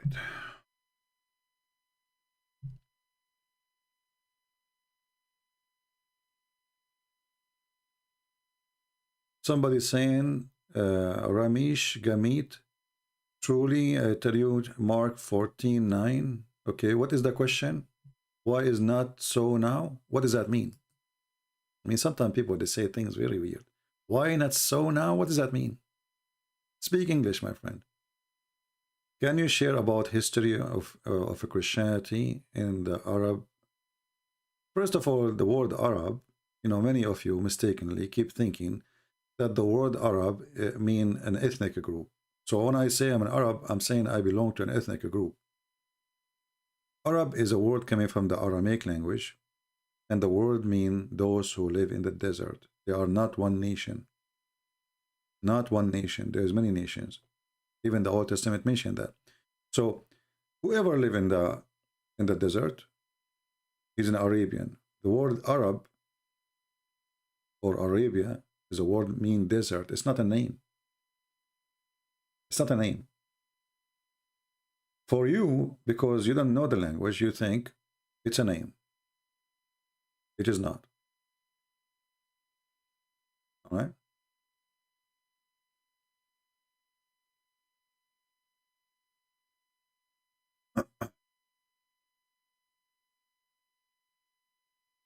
Anyone who live in the desert, the Aramaic, they call them desert people. Simply, when you say Arab, they say the desert people.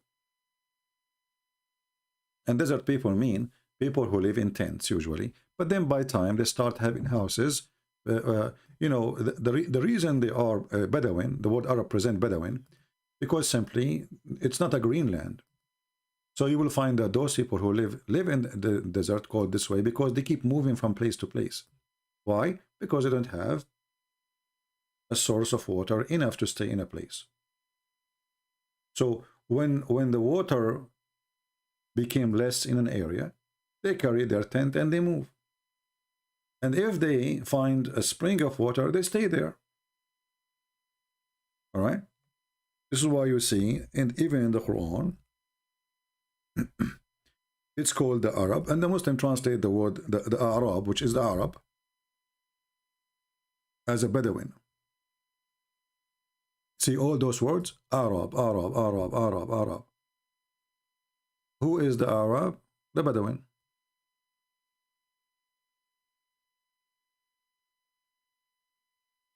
Bedouin. Here it says desert Arabs. You change the translator, you will see it says Bedouin. So they are Bedouin who live in a desert. Because, you know, there's other form of Bedouin.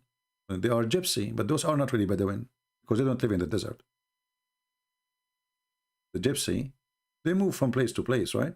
But they don't live in the desert. You know, most of the gypsy, they live in Europe, maybe, you know.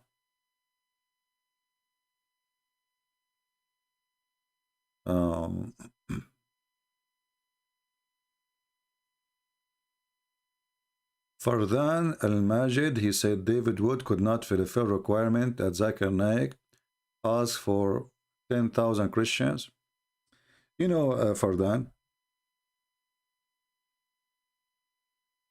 So now if I say to you, I will debate Zakir Naik only if he get me 10 million Muslims, that will be an excuse for me not to debate him, right? That is really stupid.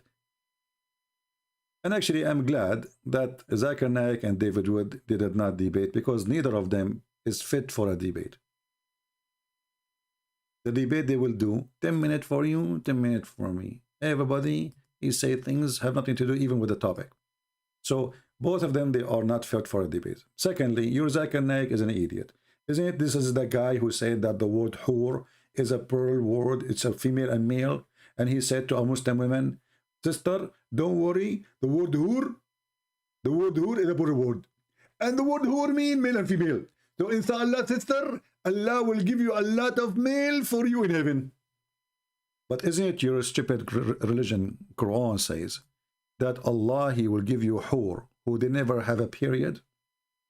So how the stupid idiot, he come with the conclusion that the hur is for male and female? So at least bring us somebody, he, you know, he's fit to speak about his religion. This guy is a donkey. How the word hur, the video is there, go watch it and laugh. How the word hur is for male and female. This is the one who want to debate you, debate us. This guy, I will whip, I will put him in my socks like Santa Claus in 2 seconds.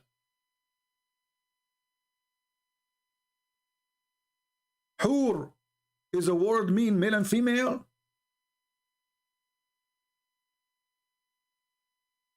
What a scam. Or the word dahaha, brother. The word dahaha mean an egg. Like, what the heck? Where did he get this knowledge from? The word dahaha mean an egg. The word dahaha mean a flat.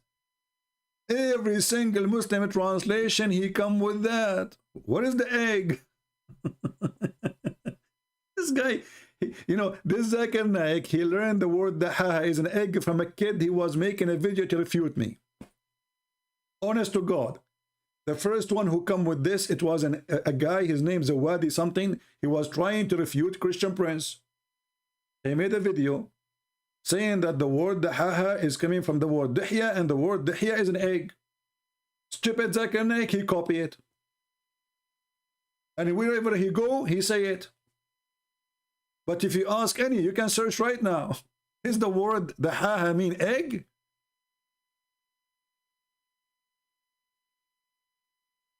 This is your Quran, and I will show you all the translation you have in the word. What is the word egg? It's the opposite. It's we spread the earth flat. So the stupid Zakir Naik, he heard a kid trying to refute me. You can open the dictionary. So this guy is just a stupid, you know, he's a smart for the stupid people like you. Hold on, he's calling. Hello? Christian Prince, I heard you. What the heck? I thought you should be sleeping now. First of all, I don't sleep. I am watching you 24 hours a day. Like, Zakir Naik, why you are watching me? I'm going to curse you. Like, Zakir, behave. Don't curse me. What do you mean exactly you want to curse me? Are you going to make me bewitched? Christian Prince, I believe that I'm going to contact some Jewish people and they will be with you. Like, what the heck? Please don't contact the Jews. The Jews will put a spell on me. And then I will go to my wives and I will not be able to do boom boom. Mr. Prince, even if it cost me $1,000, I'm going to do it. Zakir Naik, don't make a threat live on air or recorded. If anything happened to me, if somebody put a spell on me, like the Jews they did to Muhammad, I'm going to go after you. If you ever try to put a spell over my private part, I'm warning you. This is a red line. Don't go there. Christian Prince, I threatened you today to have sex. What? Because already I paid them. You did? Exactly. And now the Jewish people, they are going to put a spell on you. Let me call Zak Salom.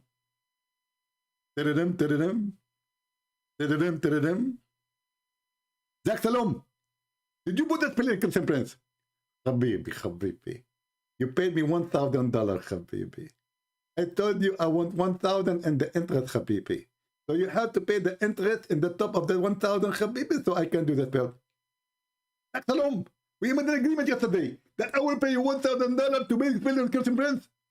Habibi, this is what yesterday. Pay the interest, Habibi. Huh?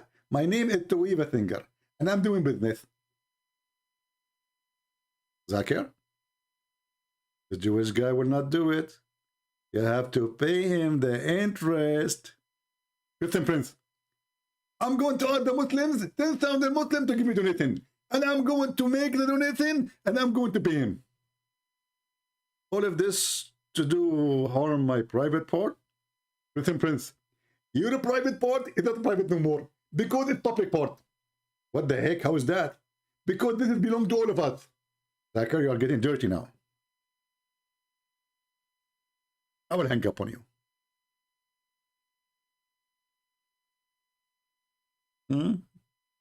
The Jewish people, they put a spell on the private part. I mean, who in the world want to believe in such a garbage? Zakir Naik. Even his last name is dirty. All right. Anyway.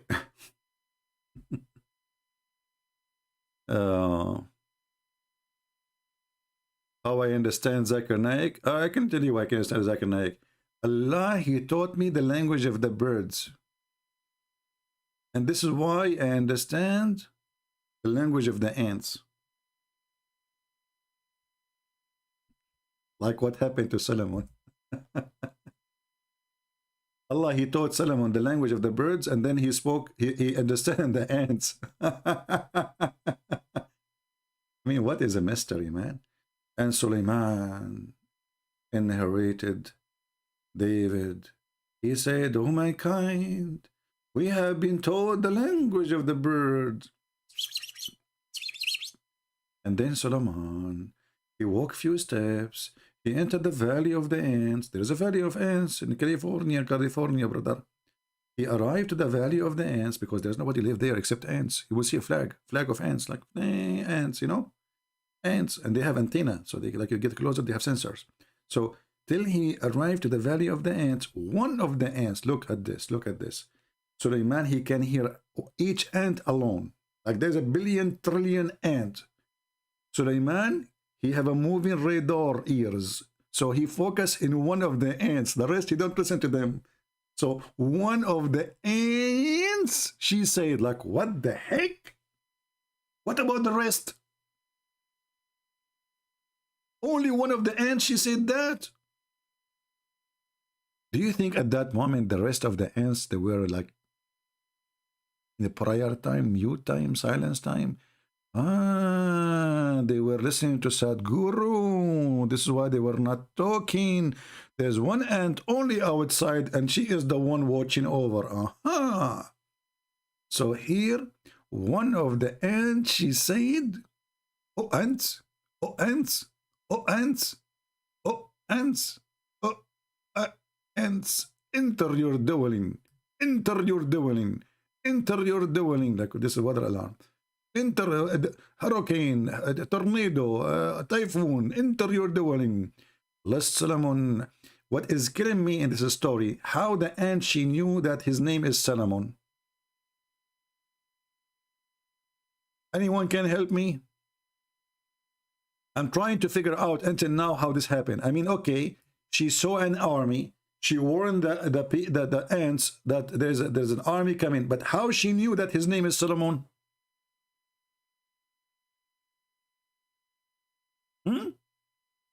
Allah, he taught Solomon the language of the birds. Solomon, he understand the language of the ants. But how ants, she understand the language of Solomon? How she speak Hebrew? And where she heard the name of Solomon, what happened? Was Solomon like walking and he have like a tag in his chest or something?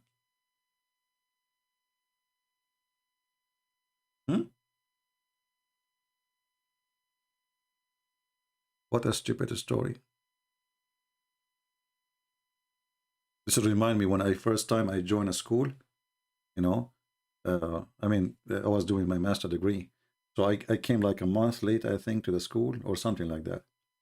So I entered the classroom and there was a girl. I sat next, you know, whatever empty table there. So the teacher, the professor, he said, you have to join group. Okay, so choose a group. I don't know anyone yet.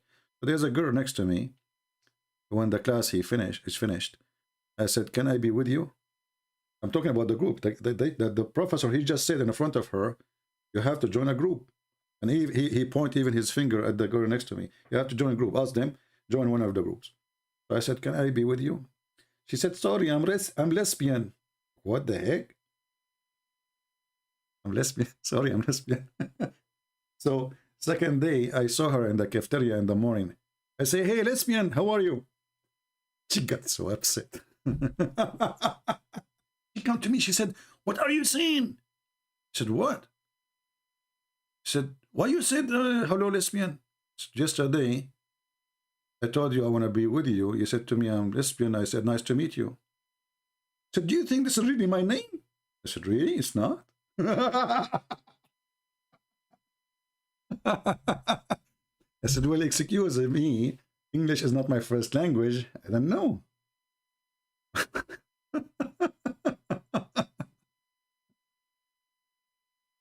Muhammad is a lesbian too.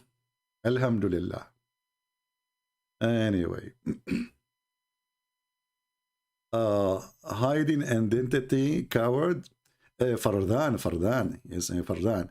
If you have my identity or not, you are the coward. Because people are not interested in my identity. Let me ask you, what is the identity of your God Allah? And isn't it your God Allah is a female who hide behind the hijab? Here we go. This is your God Allah. He's wearing a burqa. I'm not. And I go and I do seminars and Muslims attend. The coward Allah, he never showed to your prophet, not to you. And he claimed that he is speaking always from behind the veil. Do you see it?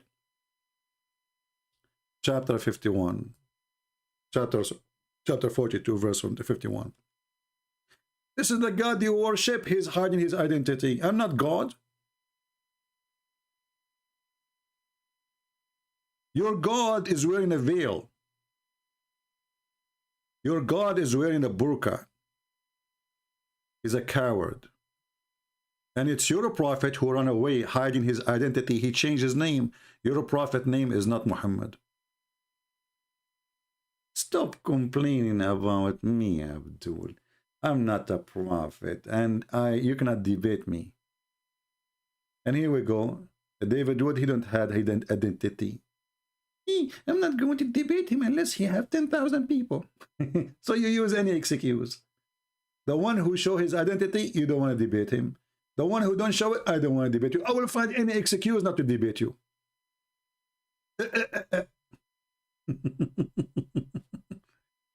The God who wear a burqa is not God, my friend. And your God is a lesbian. Prove me wrong.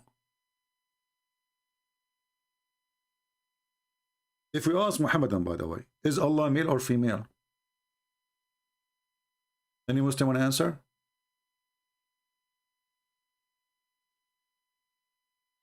Guys, do you hear me? Let me see.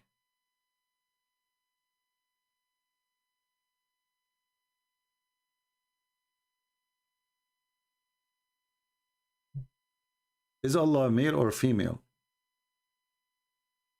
Just wait for the answer.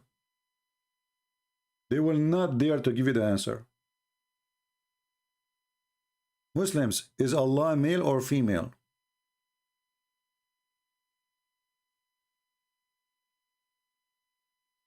Anyone dare to answer? Simple question. They don't dare. I will help you. The Quran keeps saying it is he. So is he a male or not a male?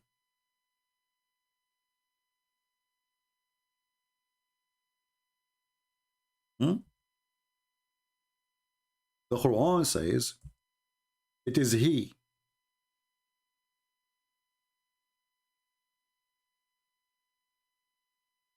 Is he a male or a female? Do you want to call a friend?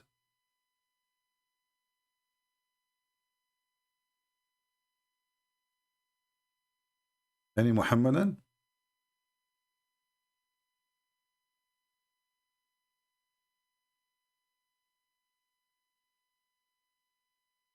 Why it's hard to answer?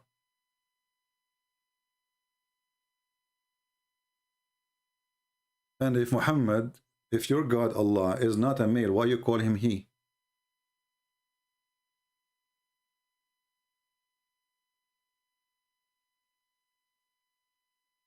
Anyone?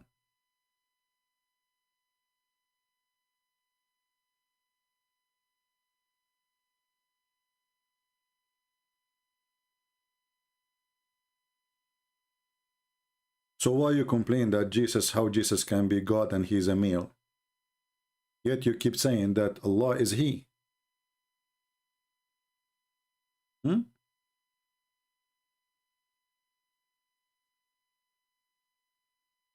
answer.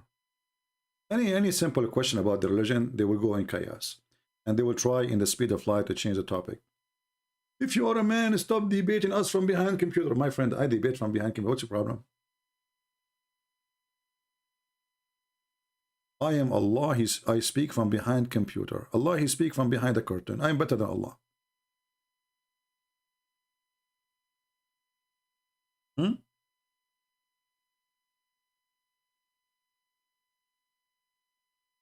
Any Muhammadan?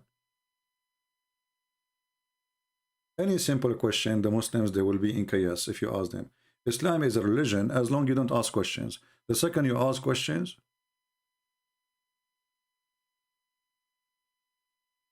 they go crazy. Like, look at this verse here before it. How can you disbelieve? Seeing that you were dead and he gave you life. They were dead and they gave them life. Is that true? Muslims?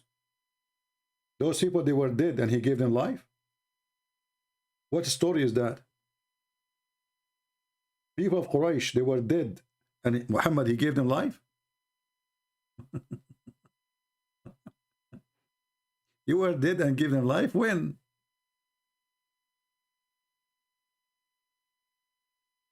Who's being silly here?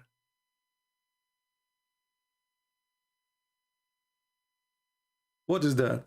And now the Muhammadan, he would say, okay, no, we have to go and read the interpretation. Okay, if I show you the interpretation, you say, I don't accept it, it's made by a human.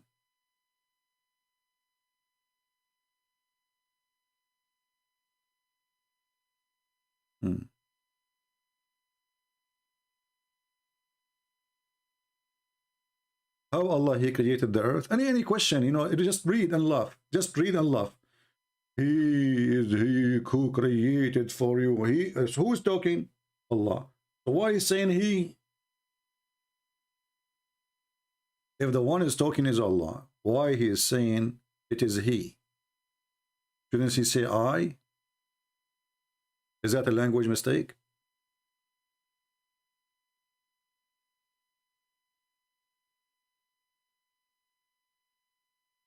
Any Muhammadan?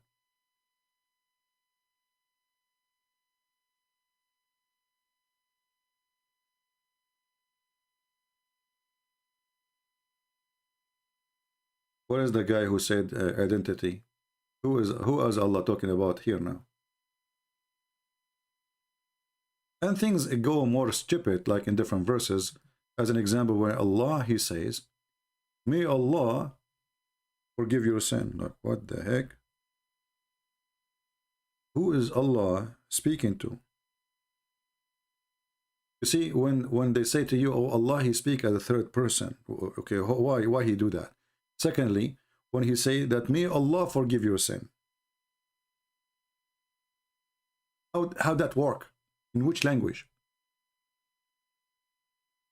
May Allah, that may Allah forgive your sin. Who's talking? Allah. So Allah is saying, may Allah forgive your sin.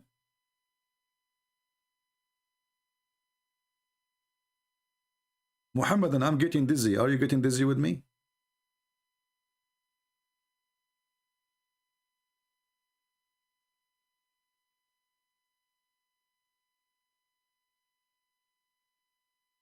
How come Jesus, he says, go and your sin is forgiven? Go and your sin is forgiven. Not may. Allah is God, and he say, may Allah forgive your sin. Obviously, the one who is talking is not Allah, or he is other Allah.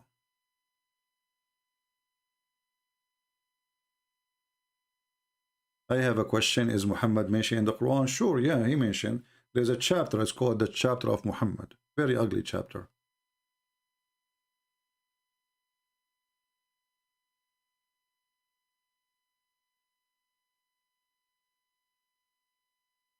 Any Abdul?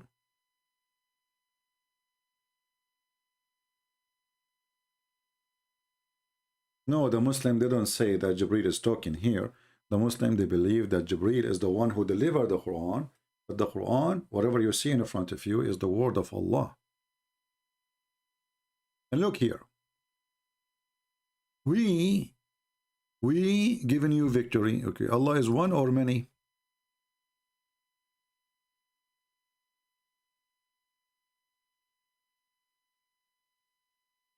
You ask a Muhammadan why Allah he keeps saying we. I mean, all this is silly language. They say to you that the word we, Allah he used for it is more majestic. Any Muslim agree with that? Why Allah he used the word we? Maybe we should go live on air later, maybe, I don't know. And we make a topic and that title, why Allah he say we?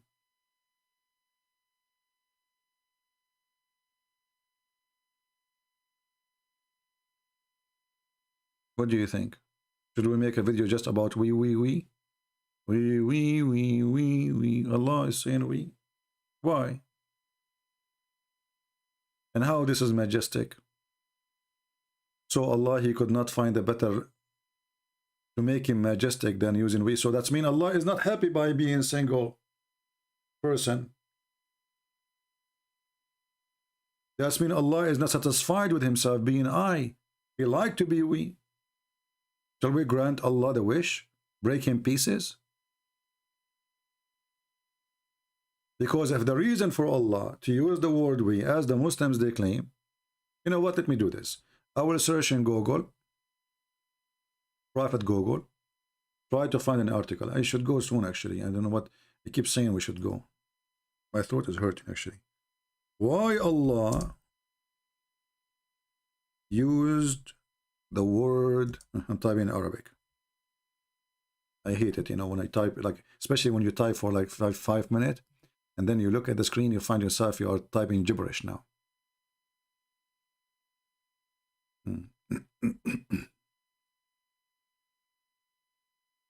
Okay, I found an article. Look, those are the scholars are answering, by the way. Those are the scholars. The meaning of the pronoun we as used in the Quran. All right. Why does the Quran use the term we in ayats? Many non-believers believe that this is it being reference to Jesus. Answer: praise be to Allah. Hey, Abdul, why you say praise to be Allah? Why you don't say praise be to we Allah? I mean, the question is why Allah he says we. You say praise be to Allah. You should say praise be to we Allah. We Allah. Not Allah. Shame on you. Okay. It is a feature of literary style in Arabic that a person may refer to himself a pronoun nahnu, we, for respect or a glorification.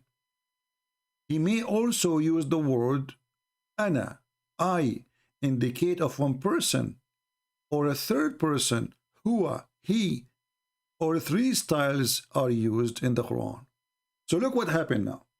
When Allah he used we, he want to add respect to his name. So look what happened by saying this. Allah is not respected enough, and he don't feel that he is respected enough by not using we. So he have to add we, for that will make it more satisfying for him. Can you believe it?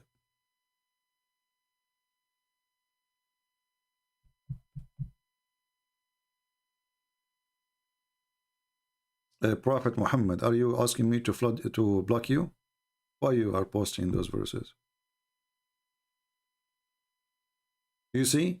Here you see that Muhammad is really being stupid, and the Muslim they try to duct tape Muhammad. Stupidity in the Quran. By adding we, you are not adding respect to your God. That is an insult, because it is a fake we. Correct, people? If Allah is one, and then he said we, how in the world that will add respect to Allah? He's one. And if Allah he believe that he need to add we before his name in order to be respected, that's mean Allah is not satisfied with him being singular. It is more fit for him to be we, not I.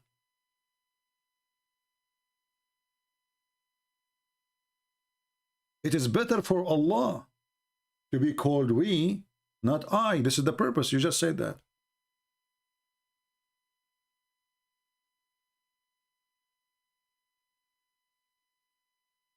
Yeah, there's some places in the Quran, yeah. Do we have any Abdul?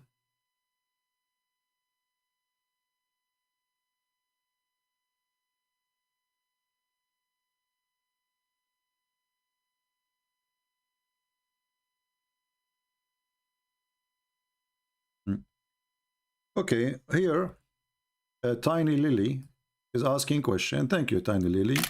You are a tiny Muslim. So Tiny Lily is saying the following. Let us put it in the screen.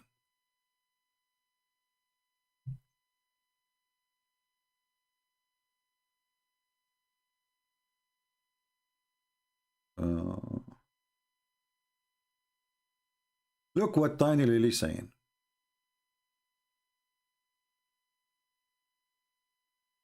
You have a problem with Allah using we, but have no problem when Moses asked God, what's your name? And God reply, I am. How that will be a problem? Can you tell me how that is a problem? I am. So God in the Bible is saying, I am the one who exists by myself. I have no creator. Nobody created me. I am. I'm your Lord. I am your God. What is the problem? There's no name can describe God. No name is qualified to fit with him. You see, in the Bible, you will see it says Elohim. The Jews, they use the word Hashem, Adonai, etc. But none of those are names. Why? Because there's no name can describe his glory. So when he say I am, he is telling you that I am the one, and there's no one else. You do not need to say we. However, the Bible says he used the word we because we have a Trinity, and that then makes sense. But if God, our God, is not a Trinity, and then he say we, that will make it a fake we. The God of Islam, he say we for what reason? You Muslim, you claim because it is more respect. So based on this, it's more better for Allah to be we, not to be one.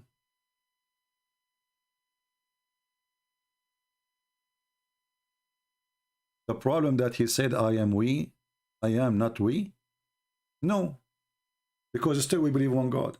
There's many verses in the Bible says, your God is one. Oh, you Israel, your God, Echad, is one. So the Bible confirmed that we believe in one God. The Trinity is not three gods. So this is based on your ignorance. The Trinity is a three-person, one God. So we, the three-person, I, the one God. But when your God, he say, we, how he is we, yet he is supposed to be only one. Unless you believe in the Trinity. Do you? So that will be a problem for you, not for me.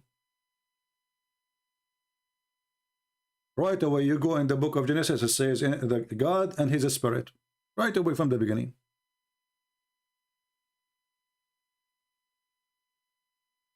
From the first pages. And the word Echad, which Muhammad he stole, he tried to put it in the Quran, mean a unity, not oneness of like one person. This is why the Bible says that he and she, they will get married and they will be Echad, will be one. But one, what are they one person? No, they are two still, wife and husband. But they will be united. And you Muslim, you use the word Tawheed, which is a wrong word, because Tawheed means unification. Are you unifying God? If your God is one, why you use the word Tawheed?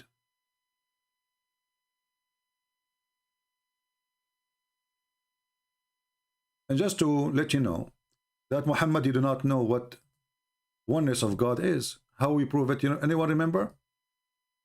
Anyone remember? The first time Muhammad, he learned about Tawheed or unification. It was from a Jewish guy. He schooled Muhammad and his followers, and he got them busted. And then Muhammad, not only he agreed with the Jews teaching, he told them to do as the Jew he say. As the Jews he said. So a Jewish person was walking by and he said to him, oh, you are not believing one God, you are associating others with him. Who is saying that to Muhammad? A rabbi. Did Muhammad debate him? Did Muhammad say, no, you are wrong? No. And the Jewish guy, he got him busted. He says, you say whatever Allah wills and you will. And you say, by the Kaaba, they throw it by the Kaaba. They didn't swear by God, they swear by Kaaba. So the Prophet, he commanded them, if they wanted to swear an oath, to say by the Lord of the Kaaba, and to say whatever Allah wills and you will. And here you ask yourself a question. Who is the God of Muhammad, a Jew or Allah? If Allah is the God of Muhammad, then Allah should correct Muhammad, not a Jew. Is that correct, guys? Do we agree? And as you see, this is very authentic. So when the Muslims, they say we believe in oneness of God, the first time Muhammad, he heard of oneness, it was from a Jew. Everything he got is from the Jews. He's a fraud.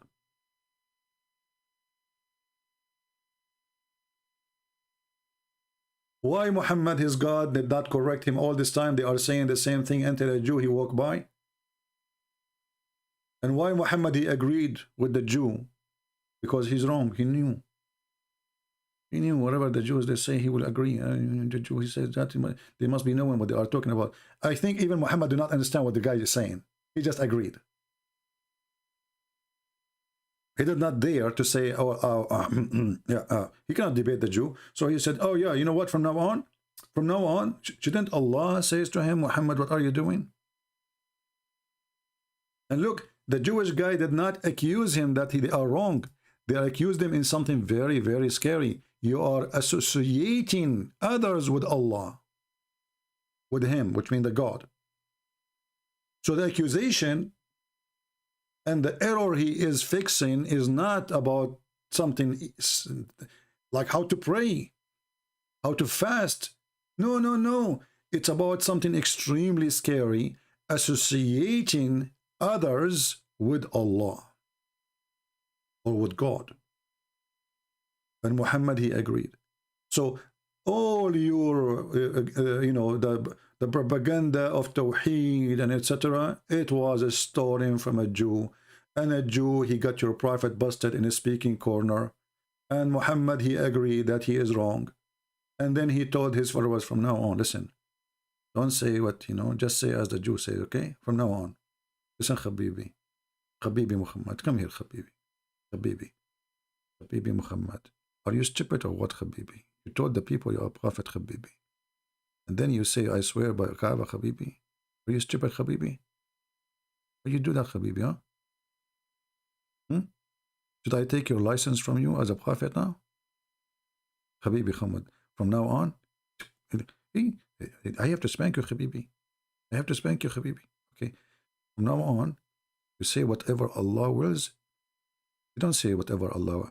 You say whatever Allah wills, and you will. Okay, and you say by the Kaaba. Don't do that, Habibi. Okay. Otherwise, I will take your driver license. Habibi, I'm a Jew, Habibi. Huh? I will cancel your bank account, Habibi. Muhammad, he looked at his followers and said, okay, listen, Mr. Habibi, he just told me. So the Prophet commanded him, if you wanted to swear an oath, swear by the Lord of the Kaaba.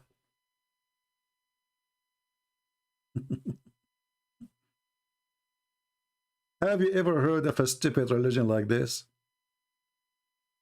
The one who fixed the core of your religion, the core.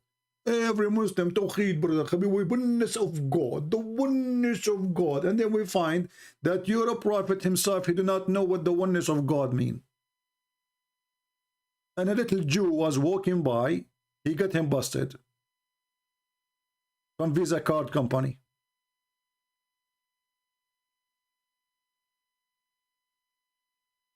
Any Muhammadan?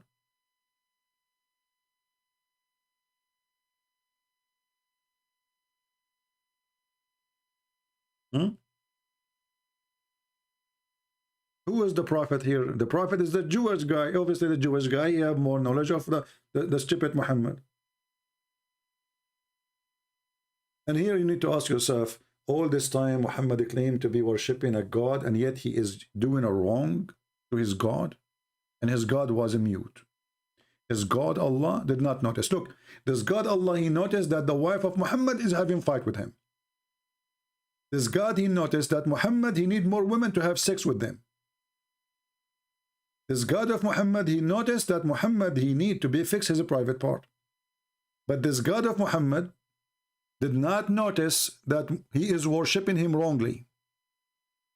He is associating with him other gods or items.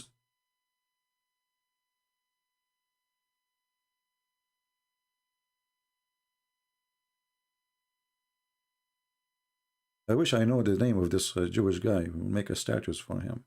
We will call him Mr. Habibi.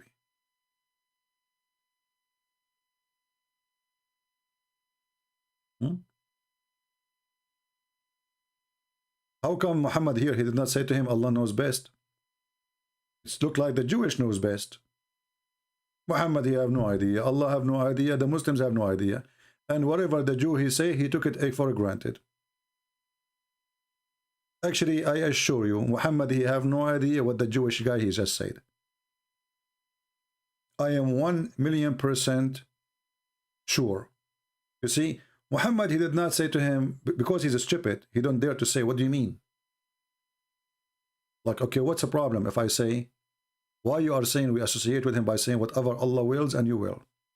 Why? You know? And then, Muhammad, he fixed it supposedly. Just to show you how stupid Muhammad is. Look, the guy, he told him, you associate with him by saying whatever Allah wills and you will. Okay, correct? Okay, so Muhammad agreed, and now he want to fix it. Look how he fixed it. He said, from now on, you say whatever Allah wills, then what you will. Like, what the heck? Supposedly now it's fixed. Like. Secondly, isn't it this is against Islam to say whatever Allah will and what you will? Isn't it Allah will only? Don't you Muslims believe in the qadar and destiny? It's only Allah will. Madness, stupidity. You know, it's supposed to he fix it now, like, you know. Like he add, then you will. Like that's now it's fixed. Then you will. Look at this genius. And then from now on, don't swear by the Kaaba, okay? Say by the Lord of the Kaaba. So all this time, Muhammad did not notice that he is swearing by stones. All this time, he did not notice.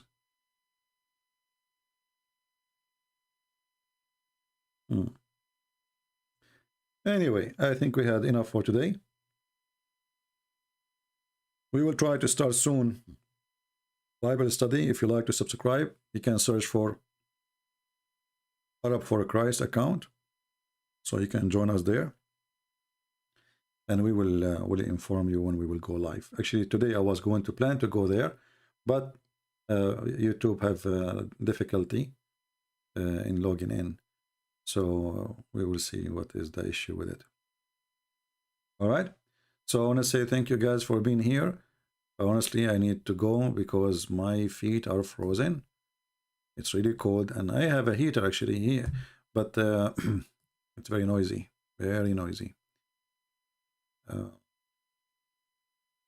Need to get those, you know, central heating where they are very, very quiet and etc. You know, but the issue is when I say the name of Allah, Allah, he heat me up, brother. It's what the Muslim they say, you know. Allah, he warmed them up, brother. Yeah. we might make a video again later about politics if you are interested. You know, I might. I'm not sure, but if it's still like if it's so cold, I need to turn the heater on and keep it on for some time so we can don't freeze, because my feet, I don't feel them.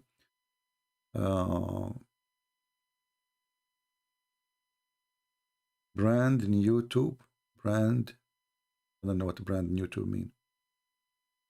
Oh no, my account is fine, but they just asked me to add verification, etc. And I did, and it still keeps saying to me add verification. And actually, like my cousin, she bought a CD about how to make an egg, and her CD stuck with break an egg. This is what happened with YouTube. They keep saying to me verify the number. We verify the like an app or etc. Verify, we do it, and then it says verify. It says done, complete, perfect. You know, now go and log in. You go to log in, it's ask you verify again. So something wrong from their side. We will see.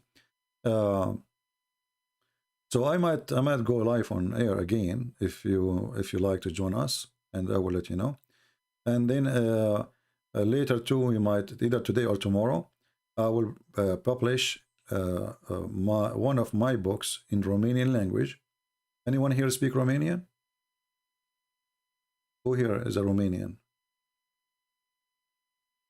Anyway, if you are Romanian or not, I appreciate people downloading and reposting in different links. So one day you meet somebody, he speaks the language, you know, you give him the book for free. All right. So this book is in Romania, and for sure, I'm very thankful for the person who did the translation. So, you know, we can spread the knowledge, and we will give it for free. Romanian people are generally speaking poor, you know. The purpose of me giving books for free is not because I do not need money. Everybody needs money, trust me. And there's tons of things I need to do, like I just mentioned my heater. So, but poor people should be an exception always.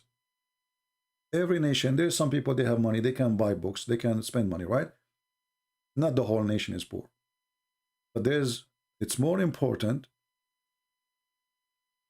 instead of having some money from the rich ones and they get the books, it's more important to give the book to everybody. And as long the poor are maybe more than 90%, then why I will be interested only in the 10% just to make some money? For me, it's better to give it to the 90% instead of giving it only to the 10% who can afford it.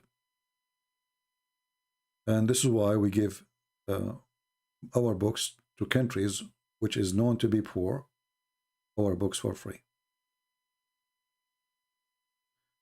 All right, Rich. So, Rich, you can, later, maybe today or tomorrow, watch, or you can join us on Patreon, and we will post a link for our book in Romanian language. And we have long list of books for free, by the way. I mean, Indonesian, Malaysia, Mandarin, Chinese, Albanian, long list of books for free.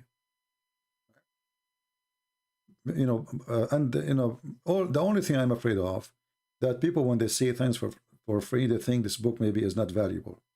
Trust me, my books is extremely, extremely valuable and full of a treasure of information. Treasure of information. So we are not giving them for free because they are not valuable. It is the opposite. Because you are more valuable for me than my work.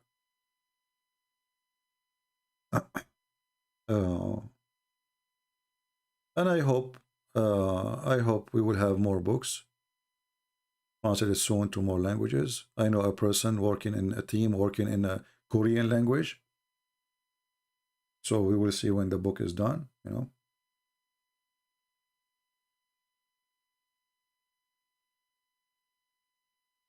How much your books cost out of pocket? See, my friend, my books cost my life. I spend my life studying. What costs you out of pocket?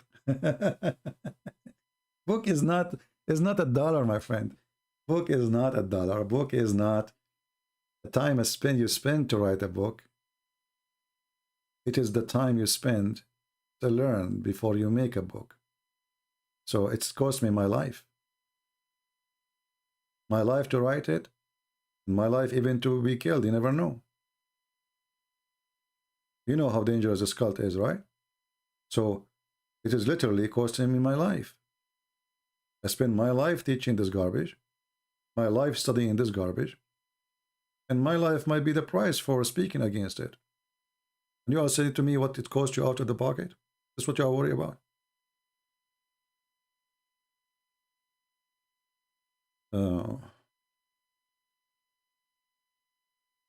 Would you sign my book? I don't send books to sign them. I'm not the one who shipped them. I don't have them. Right?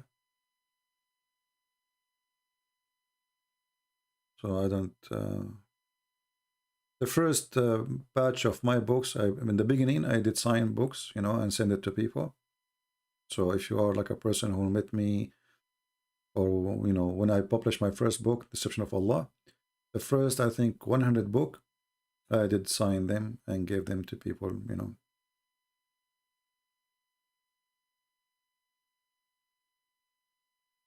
All right. So anyway, guys, I want to say thank you all for being here. And I hope we have a good time together, learning.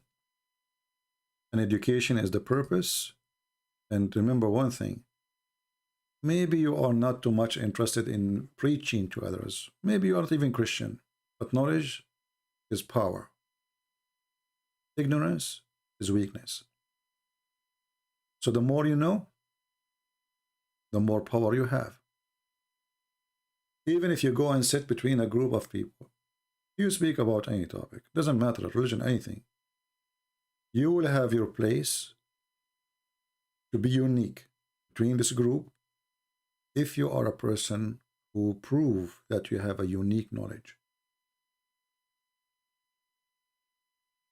If you know nothing or you say stupid things, people will laugh at you. So you better shut up. So knowledge is extremely valuable. The Bible says, my people are destroyed because of their ignorance. Ignorance brings destruction. Your life, your nation, your people, your family. Ignorance.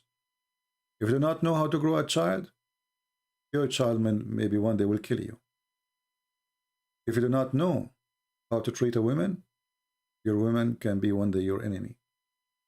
If you do not know how to treat your husband, one day this man, he can be your worst nightmare. Ignorance. Ignorance is our problem. People die because they don't have knowledge about how to fight an illness or disease. Ignorance is the problem in everything. Even the desert can be turned green if you don't have ignorance. And the proof, you go to Israel, they have the same desert the Arab have. They turn it into heaven. They have the same little, even less water. Why? Because they are educated. Ignorance is a problem. Ignorance brings hunger. Ignorance brings poorness. Ignorance brings diseases. Ignorance brings violence. Ignorance is our enemy. That's why we are not fighting Muslims. I'm not fighting Muslims. I don't hate them. I'm fighting ignorance. There's Christians who they are ignorant. There's Muslims who they are, majority they are ignorant, actually Muslims. We are here to fight ignorance, not to fight people. All right? Love the people. Fight and defeat the ignorance. As simple as that.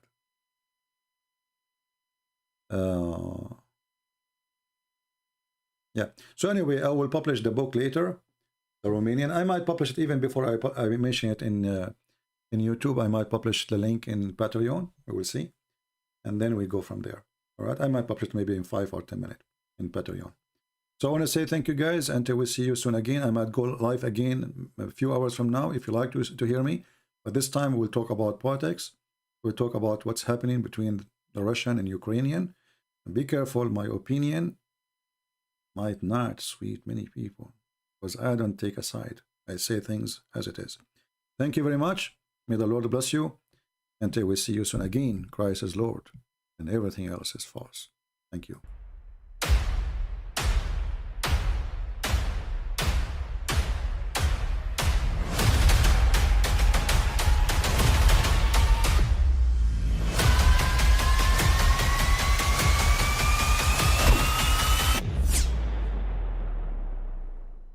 But I mean, again, he doesn't know who Gabriel is, right? Because he didn't come from an Abrahamic faith. The people of Mecca were pagan. Qur'an is mentioned, if this book was from other than God, they would have found in it many contradictions. If a book is without contradictions, that has no bearing on whether it comes from God or not. I've had phone books that are inerrant, but I certainly don't think God gave them. That we believe without understanding. The brother asked a very important question, that most of the scholars say that listening to music, watching movies, and most of the television programs, they're haram. So how can we have fun? Let me tell you, brother, at the outset, that having fun is permitted in Islam as long as the fun is halal fun. That the standard narrative has holes in it. The Prophet tells us because Satan or the devil sleeps over our nostrils. Those who oversleep and not pray Fajr on time, Satan urinates in their I ears. really do think Jesus was crucified and that he really was dead and buried. He thought that he was a son of God in the sense that he was specially chosen by God. I think Jesus really did think he was going to be the Messiah, the future king of Israel. I mean, that is, after all, why they crucified him.